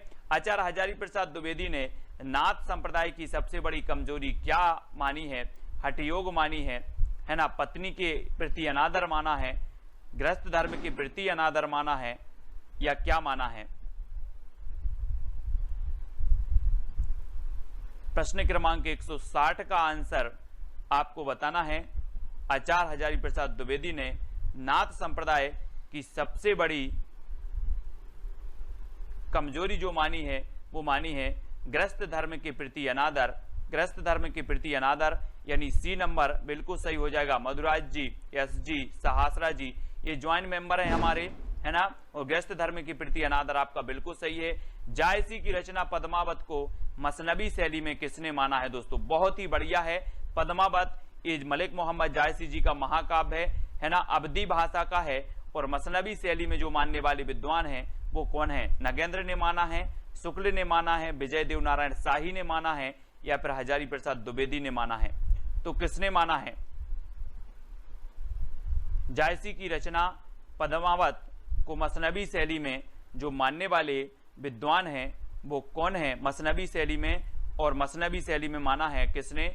शुक्ल जी ने। आचार्य रामचंद्र शुक्ल ने पद्मावत की जो शैली माना है वो मसनबी शैली, और ये अवधी भाषा का महाकाव्य है। ठीक है, याद रख लेना। हिंदी का प्रथम प्रमाणिक महाकाव्य भी यही माना जाता है, पद्मावत। ठीक है, तो ये चीज भी याद रखनी है।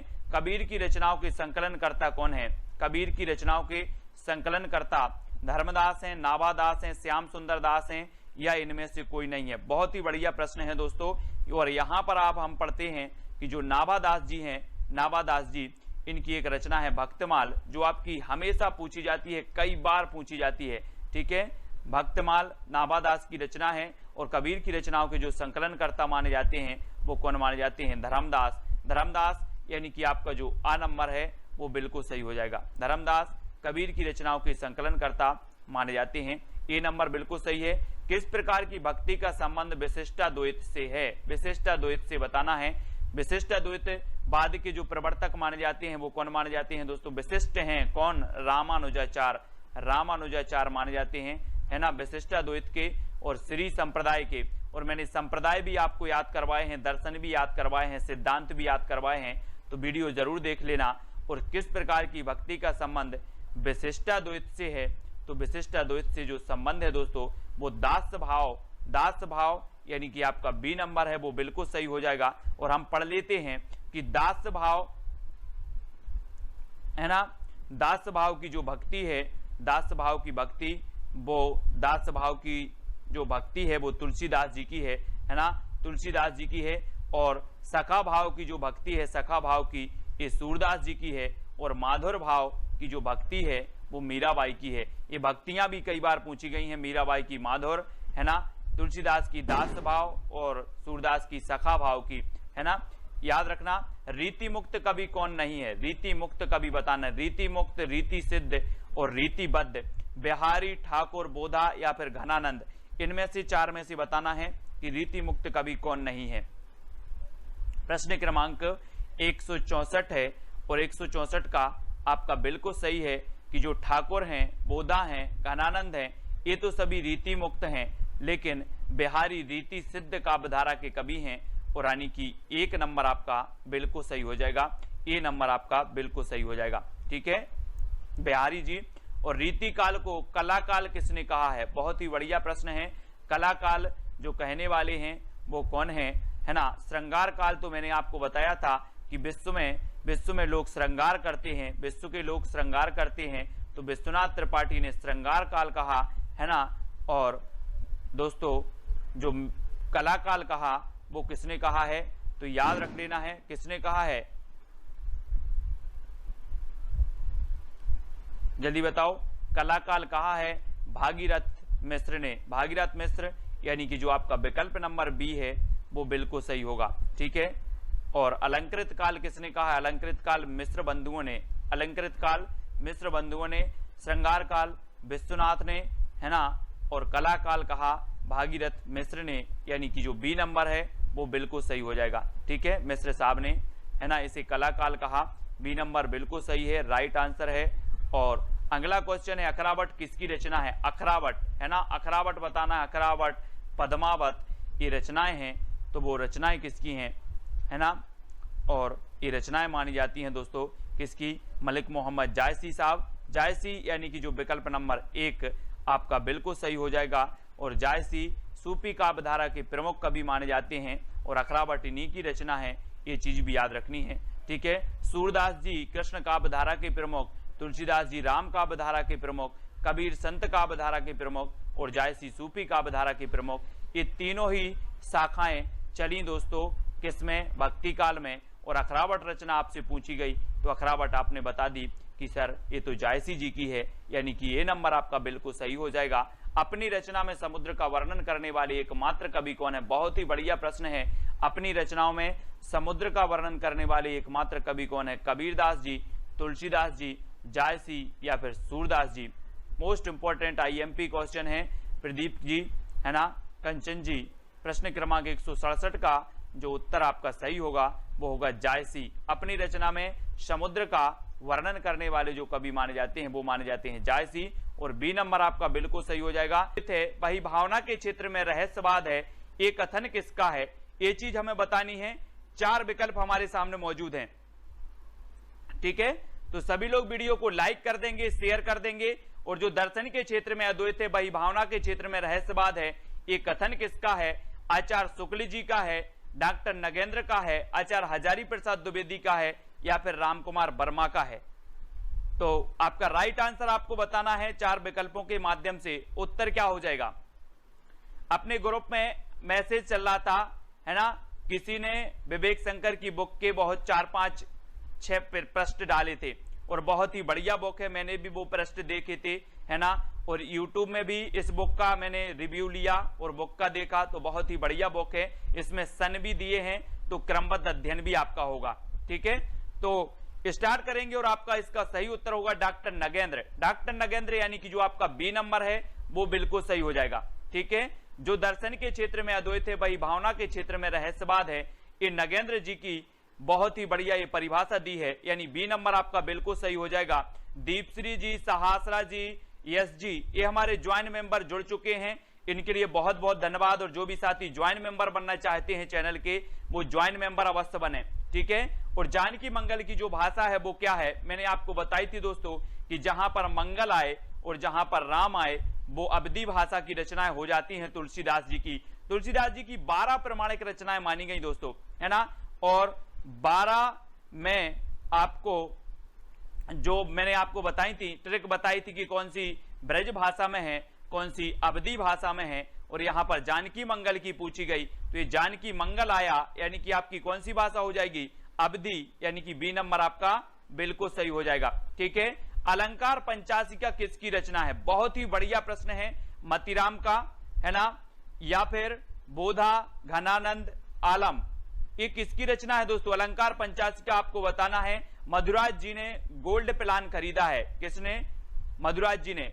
3 प्लान है अपने, सबसे पहला सिल्वर प्लान है, ठीक है, जो 59 रुपए पे करके आपको ये सिल्वर प्लान खरीदना है। दूसरा आपका गोल्ड है जो आपको 159 और तीसरा है डायमंड जो आपको 299।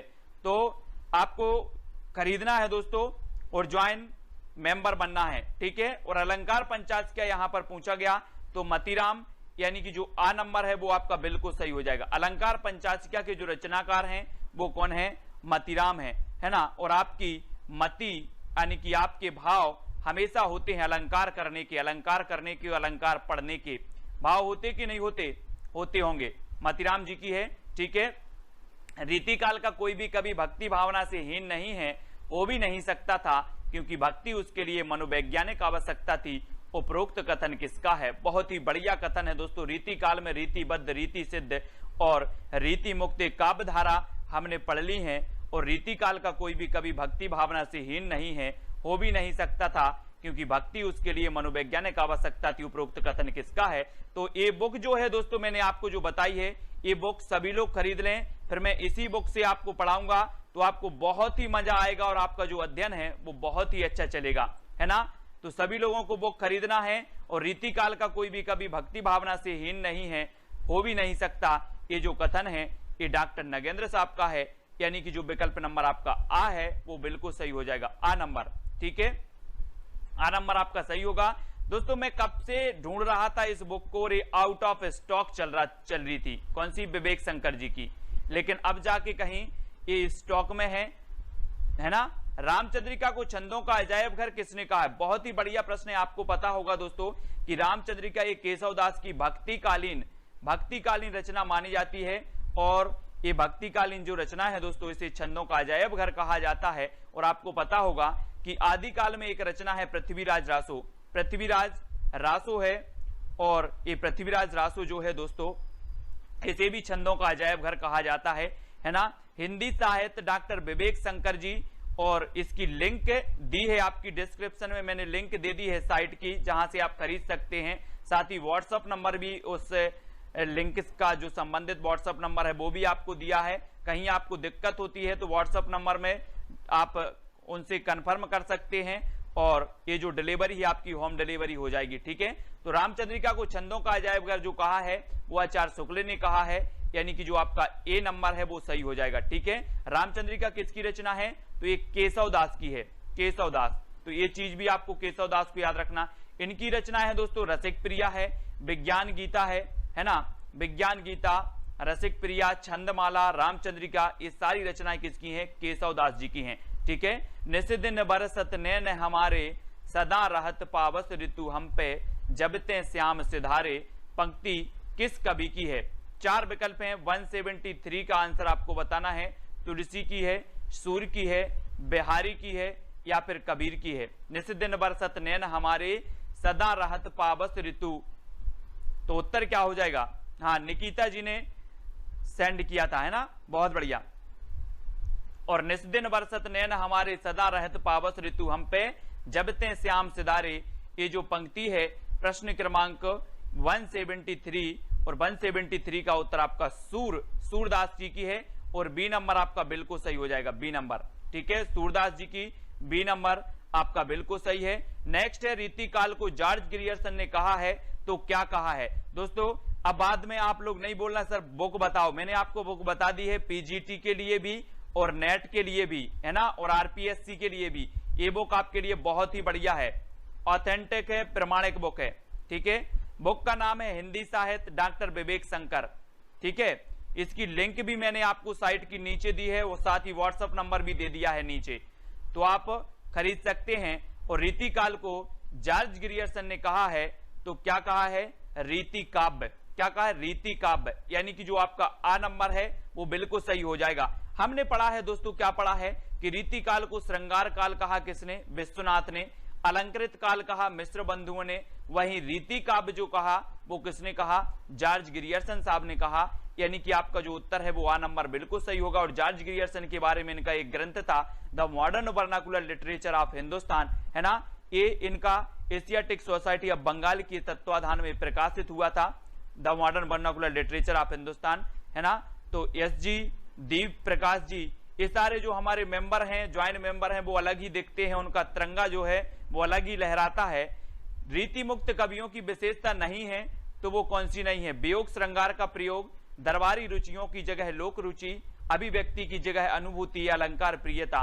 रीति मुक्त कवियों की जो विशेषता नहीं है वो कौन सी नहीं है? प्रश्न क्रमांक 175 का उत्तर हमें बताना है, कौन सी नहीं है? हाँ, कलाकाल रमाशंकर शुक्ल रसाल ने कहा, कलाकाल, वेरी गुड। तो रीति मुक्त, रीतिबद्ध और रीति सिद्ध, ये काव्य धाराएं, 3 काव्य धाराएं थी दोस्तों रीति काल की, और इनकी जो विशेषता नहीं है वो कौन सी नहीं, रीति मुक्त की अलंकार प्रियता, यानी कि जो डी नंबर है वो सही हो जाएगा यहां पर, है ना, डी नंबर। अलंकार प्रियता इनकी जो है विशेषता नहीं है और डी नंबर इनका बिल्कुल सही होगा। ठीक है, डी नंबर जिन्होंने भी बताया उनका आंसर बिल्कुल सही है।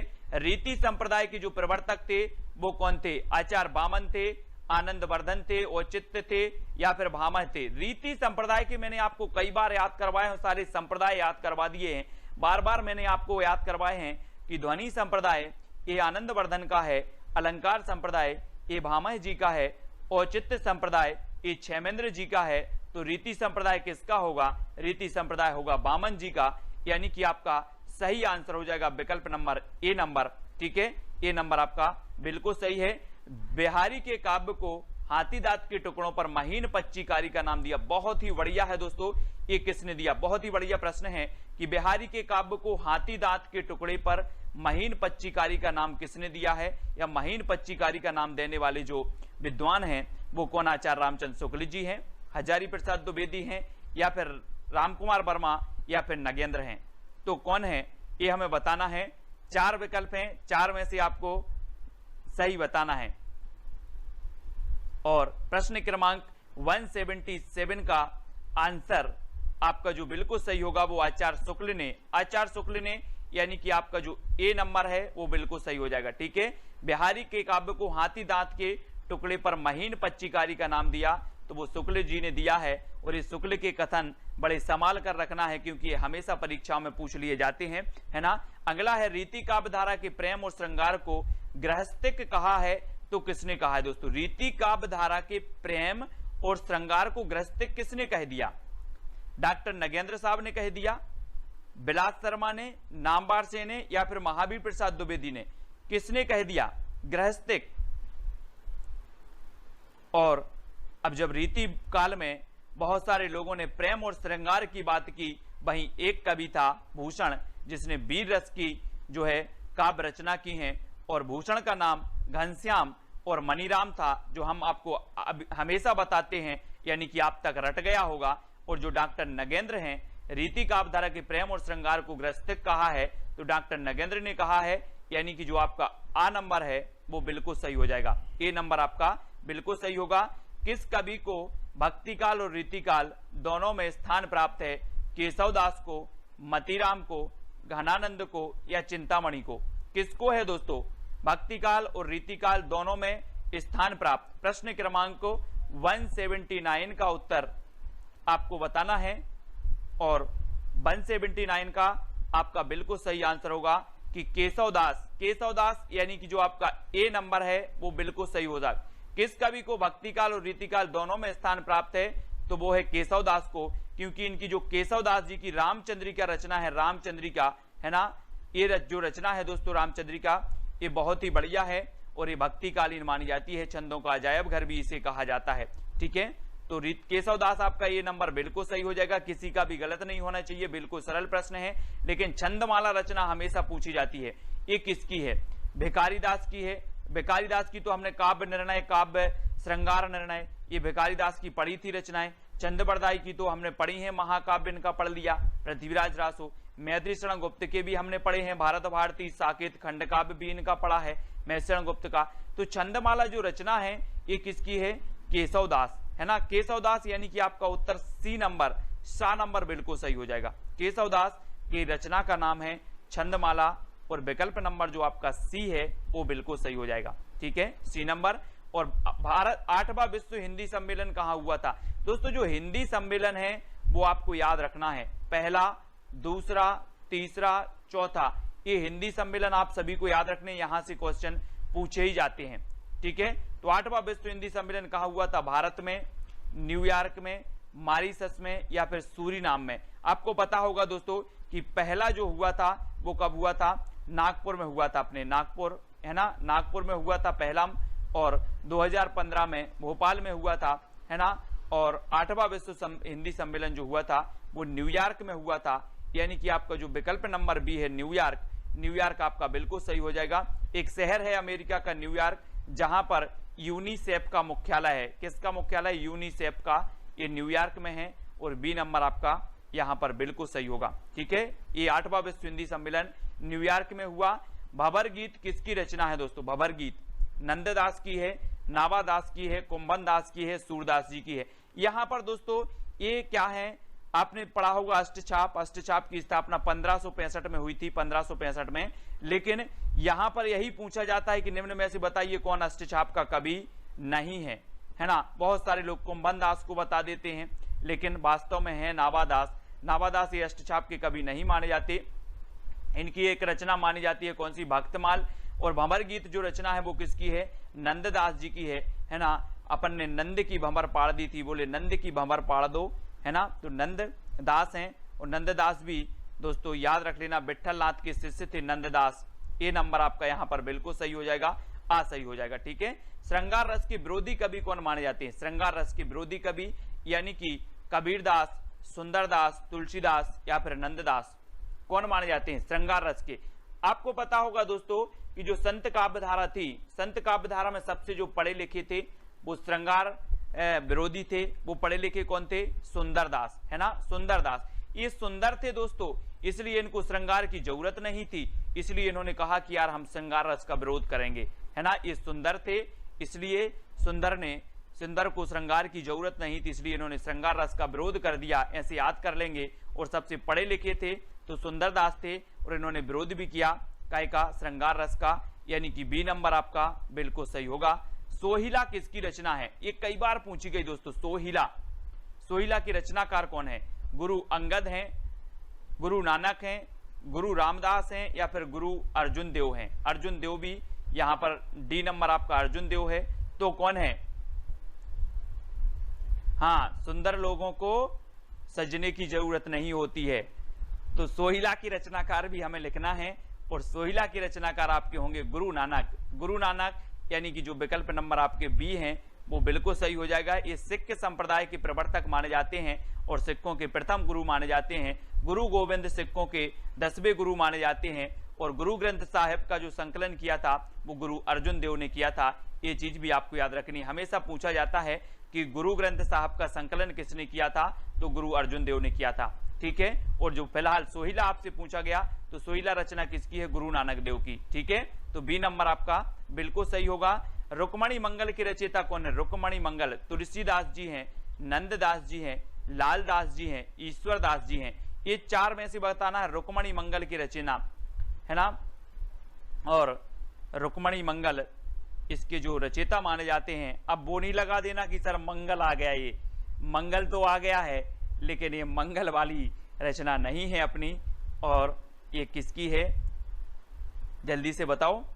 ये दोस्तों नंददास की रचना है। किसकी? नंददास। रुक्मणी मंगल की रचयिता है नंददास, जानकी मंगल की रचयिता है तुलसीदास। इसलिए कंफ्यूज नहीं होना, है ना। बहुत सारे लोग ए लगा देंगे, अभी देखो ये नहीं लगाना है। ये रुक्मणी मंगल नंददास जी की रचना है, जानकी मंगल तुलसीदास की रचना है ना।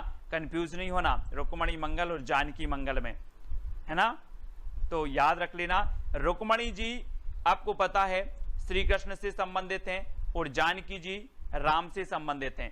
तो जानकी राम से संबंधित यानी कि राम काव्यधारा के तुलसीदास, और रुक्मणी कृष्ण से संबंधित तो कृष्ण काव्यधारा के नंददास। इसलिए रुक्मणी मंगल नंददास की और जानकी मंगल तुलसीदास की। इस प्रकार से याद कर लेंगे। अगला देख लो, द्वैता द्वैतवाद के प्रवर्तक कौन है? मध्वाचार्य हैं, रामानुजाचार्य हैं, रामानंद हैं या फिर निम्बार्क हैं? द्वैता द्वैतवाद हमने आपको याद करवाया था दोस्तों। कैसे करवाया था? ट्रिक किसी को अगर याद है तो वो बता देंगे। कैसे? नींबू दे दे, नींबू दे दे के हम परेशान हो गए। हमने आपको याद करवाई थी दे दे। तो यहां पर आ गया क्या? दे दे, और दे दे के हम क्या परेशान हो गए? नींबू दे दे के परेशान हो गए, है ना।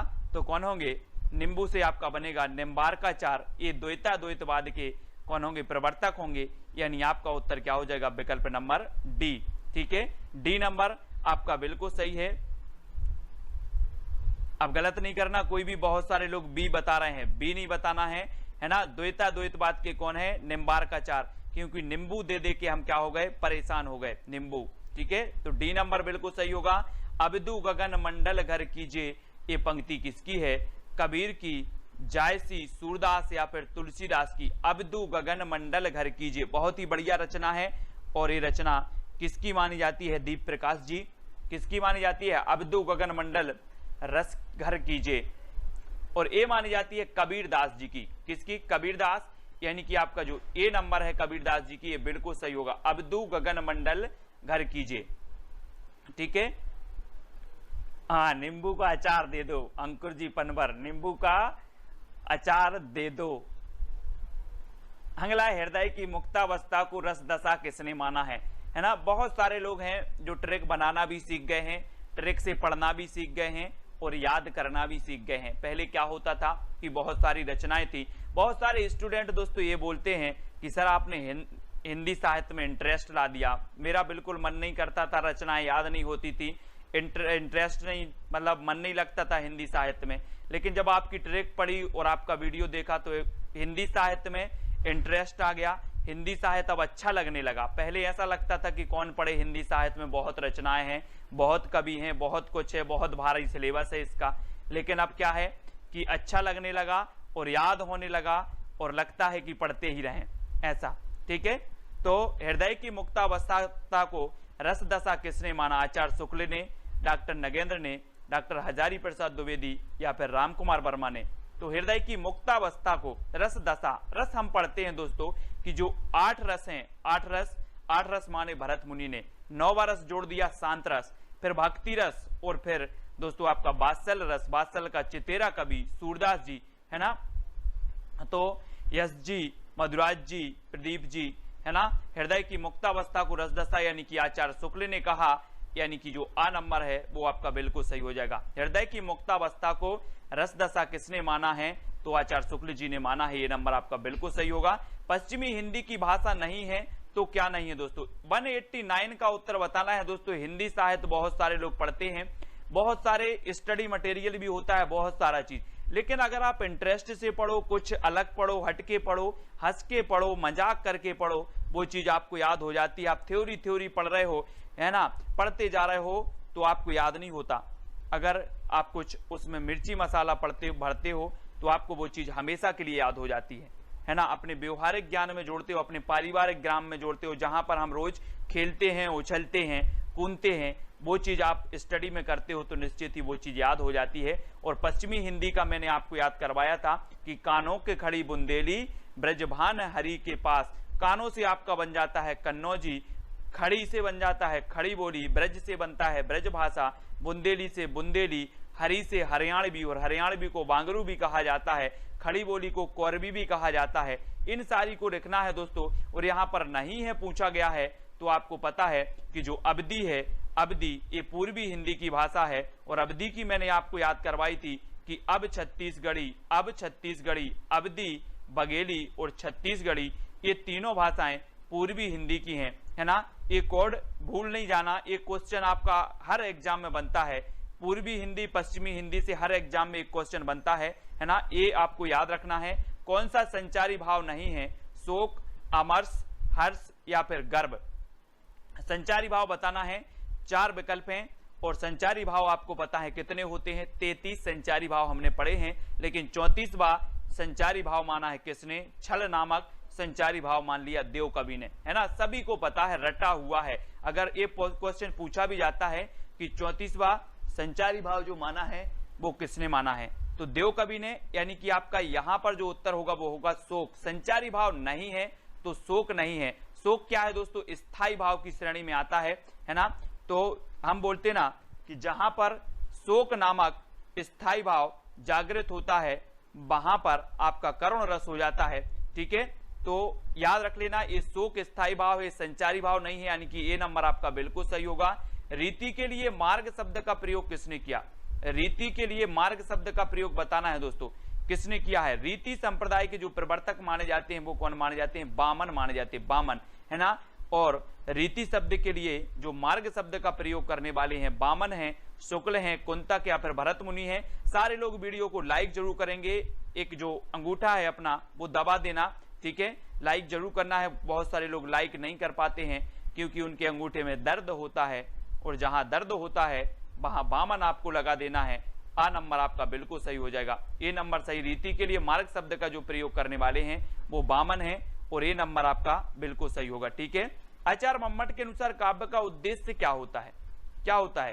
काव्य यश प्रदान करता है, काव्य अर्थ प्रदान करने का साधन होता है, काव्य व्यवहार का ज्ञान होता है, या उपरोक्त सभी। आचार्य मम्मट के अनुसार काव्य का उद्देश्य क्या होता है? दोस्तों मम्मट के अनुसार बताना है ना। आप पाश्चात्य काव्य शास्त्र में और भारतीय काव्य शास्त्र पढ़ते हो और यहां पर आपको बताना है कि मम्मट के अनुसार काव्य का जो उद्देश्य होता है वो हो जाता है क्या?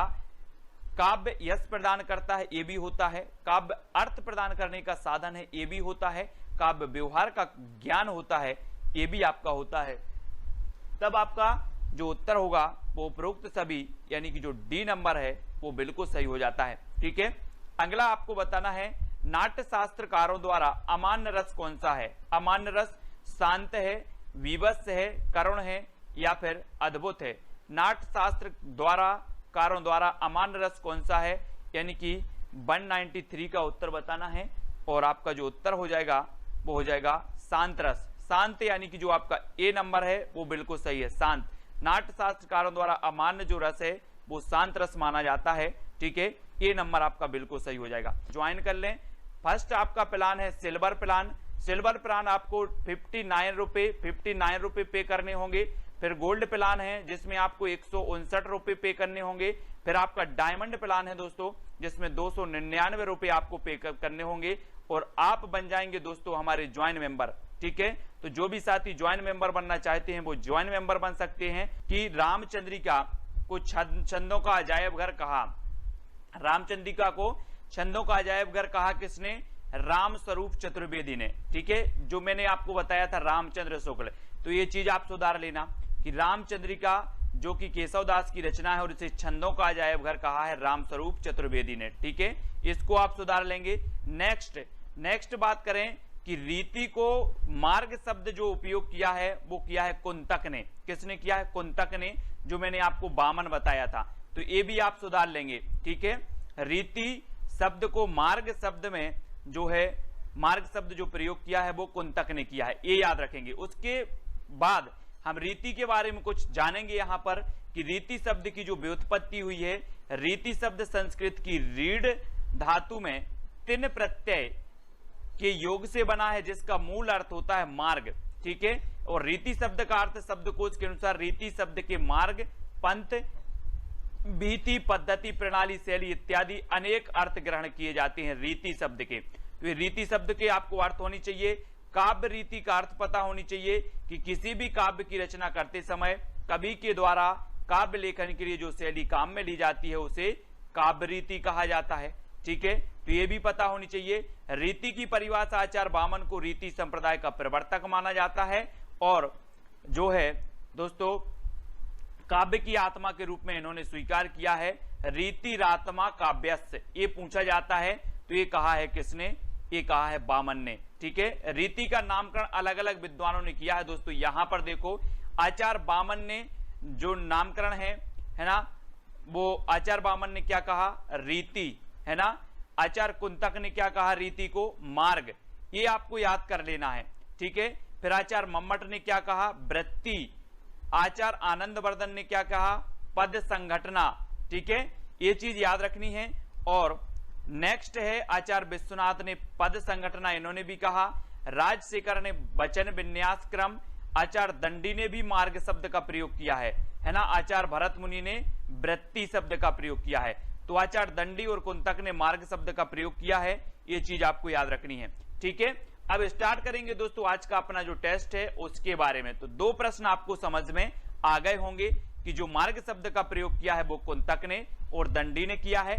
ठीक है, और रामचंद्रिका को छंदों का अजायब घर कहा है तो राम स्वरूप चतुर्वेदी ने कहा है। ठीक है, अब दोस्तों आपका पहला प्रश्न है कि ज्ञान राशि के संचित कोश का नाम साहित्य है, ये किसने कहा है? महावीर प्रसाद द्विवेदी ने, हजारी प्रसाद द्विवेदी, चंद्रधर शर्मा गुडेरी ने, या फिर श्याम सुंदर दास ने। ये 4 विकल्प यानी कि 195 का उत्तर हमें बताना है। मधुराज जी उत्तर क्या हो जाएगा? और जो भी साथी ज्वाइन मेंबर नहीं बने हैं वो प्लीज ज्वाइन मेंबर बन जाएं। और अगर आप लोगों की सहमति बनी। आप लोग सहमत हैं कि जो टिर्की नोट्स हैं, हिंदी साहित्य के टिर्की नोट्स हम बनवाएं? तो आप लोग सभी सहमति प्रकट करेंगे कि सर टिर्की नोट्स बनवाएं। जिसको आपको टिर्की नोट्स को खरीदना पड़ेगा, ठीक है, उसका खर्च देना पड़ेगा, बनवाने का, टाइपिंग का, ये सारी चीजें। तो ज्ञान राशि के संचित कोष का नाम जो है साहित्य है। ये किसने कहा? महावीर प्रसाद द्विवेदी, यानी कि जो आ नंबर है वो बिल्कुल सही हो जाएगा। ठीक है, महावीर प्रसाद द्विवेदी ने, सोनू सिंह जी, दीप प्रकाश जी, ये सभी हमारे ज्वाइंट मेंबर हैं। और अगला क्वेश्चन है, रक्त या नसों में, रक्त है या नसों में क्षुद्र पानी, जांच कर तू शीश दे देकर जवानी। ये पंक्तियां किसकी हैं? सुभद्रा कुमारी चौहान की, बालकृष्ण शर्मा नवीन की, माखनलाल चतुर्वेदी या फिर रामधारी सिंह दिनकर की। तो रक्त है या नसों में क्षुद्र पानी, जांच कर तू शीश दे देकर जवानी। प्रश्न क्रमांक 196 का उत्तर हमें बताना है और 196 का आपका बिल्कुल सही आंसर क्या हो जाएगा? बहुत ही बढ़िया है और ये माखनलाल चतुर्वेदी की है ना, माखनलाल चतुर्वेदी जी, यानी कि जो सा नंबर है वो आपका बिल्कुल सही हो जाएगा। ठीक है, सी नंबर आपका सही हो जाएगा। ये पंक्ति इनकी है। और झरना को छायावाद की प्रयोगशाला किस आलोचक ने कहा है? दोस्तों ये चीज आपको बतानी है। और झरना जो रचना है वो किसकी है? जयशंकर प्रसाद की है। झरना रचना जयशंकर प्रसाद की मानी जाती है। और झरना को छायावाद की प्रयोगशाला जो माना है वो किसने माना है? ये 4 विकल्प आपके सामने मौजूद हैं और 4 में से आपको चयन करना है। वो उत्तर हो जाएगा नंद दुलारे वाजपेयी। नंद दुलारे वाजपेयी यानी डी नंबर आपका सही हो जाएगा। दोस्तों आपको पता होगा, मैं आपको कई बार बता चुका हूं कि नंद दुलारे वाजपेयी ने जो है सुमित्रा नंदन पंत को छायावाद का प्रवर्तक माना है, नंद दुलारे वाजपेयी ने। और झरना को छायावाद की प्रयोगशाला भी माना है किसने? नंद दुलारे वाजपेयी ने। तो ये चीज आपको याद रखनी है। और हिंदी काव्य की आधुनिक मीरा किसे कहा जाता है? हिंदी काव्य की आधुनिक मीरा महादेवी वर्मा को, कीर्ति चौधरी, सुभद्रा कुमारी चौहान या फिर वंदना वाजपेयी। यानी कि प्रश्न क्रमांक 198 का आंसर, हिंदी काव्य की आधुनिक मीरा किसे कहा जाता है? और प्रश्न क्रमांक 198 में आपका बिल्कुल सही आंसर होगा, वो कहा जाता है महादेवी वर्मा को। और महादेवी की जब भी बात होती है तो इनकी यामा रचना के लिए ज्ञानपीठ पुरस्कार इन्हें मिला है। निहार, रश्मि, नीरजा, ये इनकी रचना है। सुभद्रा कुमारी चौहान, वंदना वाजपेयी, कीर्ति चौधरी में से आपको पता है महादेवी वर्मा बिल्कुल सही होगा। ठीक है, और दोस्तों कीर्ति चौधरी के बारे में बता देना आप, कीर्ति चौधरी संबंधित हैं किसी विशेष संगठन से संबंधित हैं। किससे संबंधित हैं?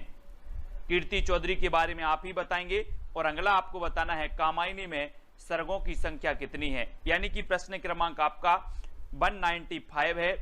हाँ, बहुत बढ़िया। सजल गीतों की गायिका भी इन्हें कहा जाता है, महादेवी वर्मा को। यह कुरैशी जी, कामायनी में सर्गों की संख्या कितनी है? तो अधिकांश लोगों को पता है। और ये सर्ग आपको क्रमबद्ध याद करने हैं। आपसे पूछा जाएगा कामायनी के जो सर्ग हैं उनको क्रमबद्ध कीजिए, है ना।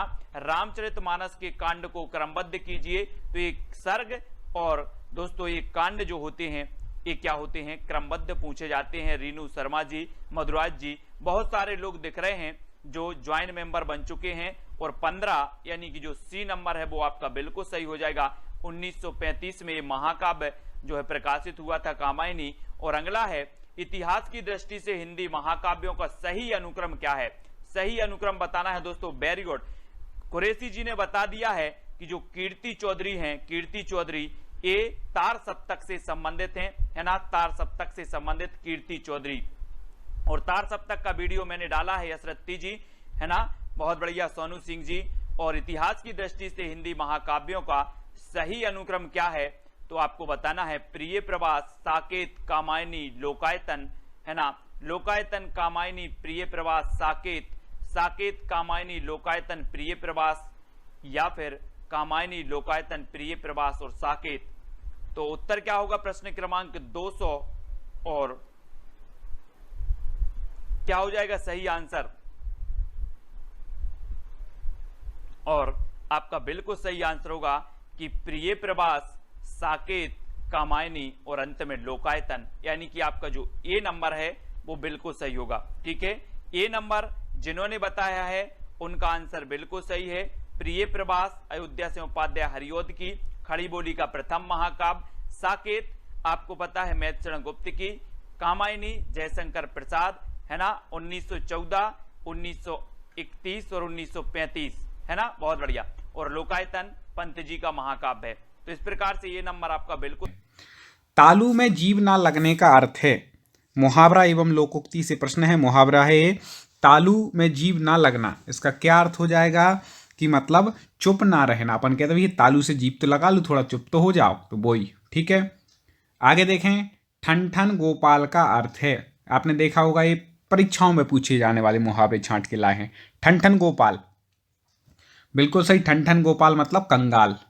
ठीक है दोस्तों, हम पूरी व्याकरण कंप्लीट ले रहे हैं अपने इन प्रश्नों में, कुछ भी नहीं छूटेगा व्याकरण से संबंधित। जो हिंदी की व्याकरण में पूछा जाता है वो हमारी इस पीडीएफ में उससे संबंधित प्रश्न आपको मिलेंगे। इसलिए आप क्रम से हमारे पिछले वीडियो ना देखे हो तो प्लेलिस्ट में जा करके हमारे चैनल की आप जरूर देखिएगा, और आगे की वीडियो के लिए तो आप सब्सक्राइब कर ही लेंगे। खून पानी होने का अर्थ है, खून पानी होना मतलब कोई असर ना होना। ठीक है, आगे देखें, माथा ठनठना का अर्थ है, माथा ठनकना, माथा ठनकना, सॉरी ठनठना बोल दिया।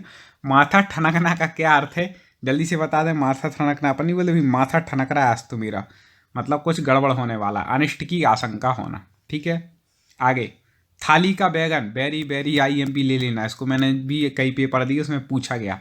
थाली का बैगन मतलब कहलाता है कि सिद्धांतहीन व्यक्ति। थाली में जैसे बैगन रख दो, कभी यहाँ डोलेगा कभी वहाँ डोलेगा, कहीं कोई सिद्धांत नहीं है, मतलब सिद्धांत विहीन व्यक्ति। गंगा गए तो गंगादास, जमुना गए तो जमुनादास वाली। ठीक है, तो सिद्धांतहीन व्यक्ति।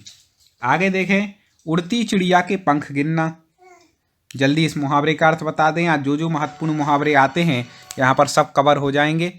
तो आपको बता दें कि उड़ती चिड़िया के पर गिरने का हो जाएगा कि अनुभव होना। अपन नहीं कहते भाई इतना अनुभव कि उड़ती चिड़िया के पर गिर लें।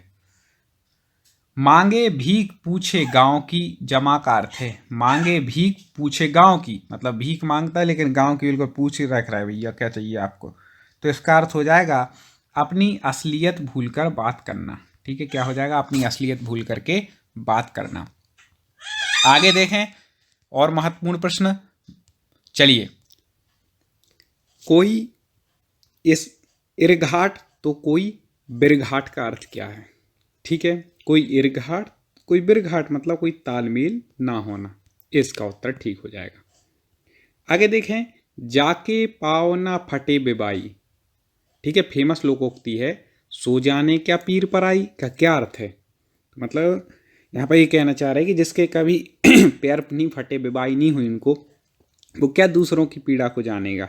तो इसका आंसर जो हो जाएगा वह हो जाएगा जिसके ऊपर बीतती है वही जानता है। ठीक है, आप डेली यूज में लेते हैं मुहावरे लोकोक्तियाँ, कई अपने बड़े बुजुर्ग लेते हैं, बस हमें समझना है जब पेपर में आ जाए कि किस अर्थ में लेते थे।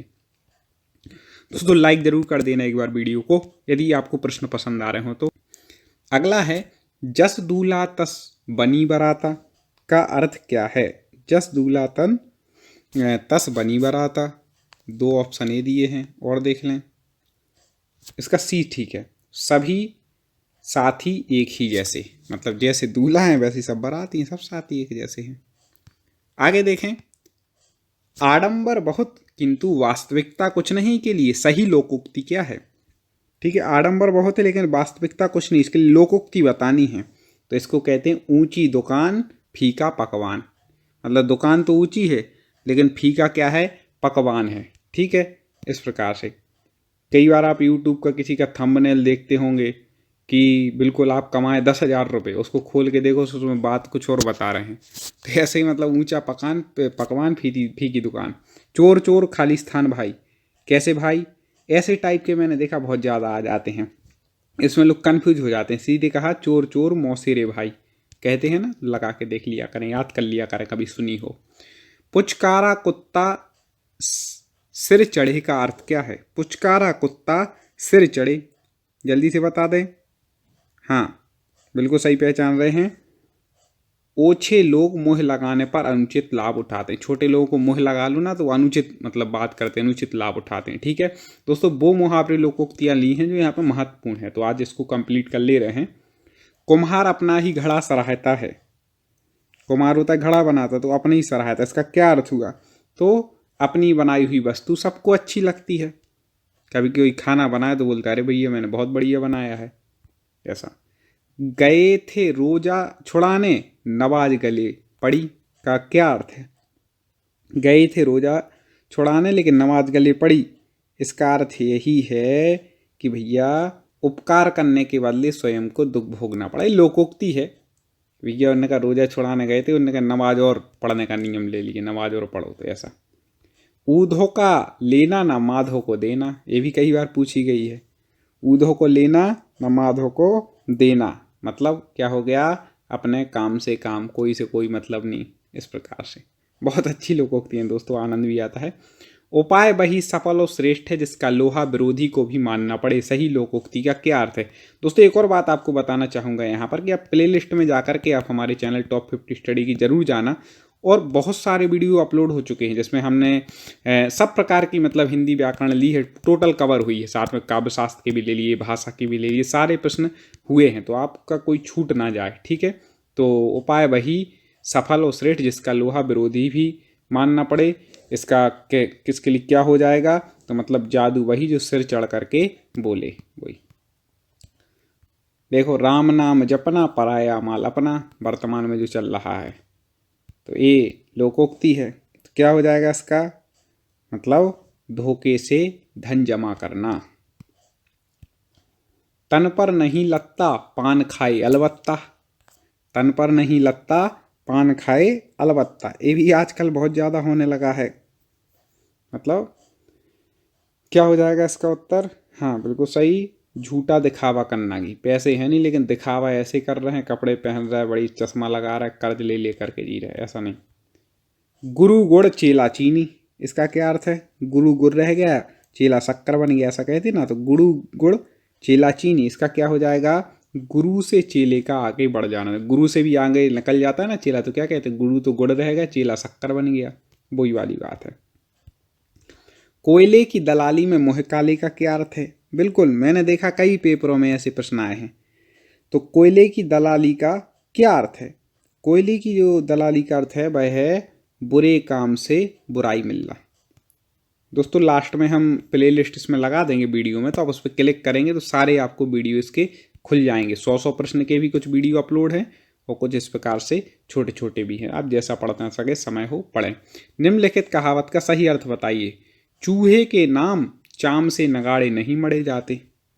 चूहे के नाम चाम से नगाड़े नहीं मढ़े जाते, जल्दी से बता दें। इसका हो जाएगा सीमित साधनों से बड़े काम नहीं होते, साधन भी बढ़ाने पड़ते हैं। खोदा पहाड़ निकली चूहिया, लोकोक्ति का क्या अर्थ है? खोदा पहाड़ निकली चूहिया, कई लोग होते हैं बहुत ज़्यादा मेहनत करते, फल कम मिलता है, तो ऐसा नहीं। जैसे कई लोग पढ़ते रहते, भयंकर पढ़ते, लेकिन पेपर में जाते हैं तो सब स्वाहा हो जाता है। रात भर पीसा पारे से उठाए, जिसको हम लोग कहते हैं। तो ऐसे नहीं, अपन को स्मार्ट पढ़ाई करनी है, कम समय में ज़्यादा पढ़ाई हो जाए।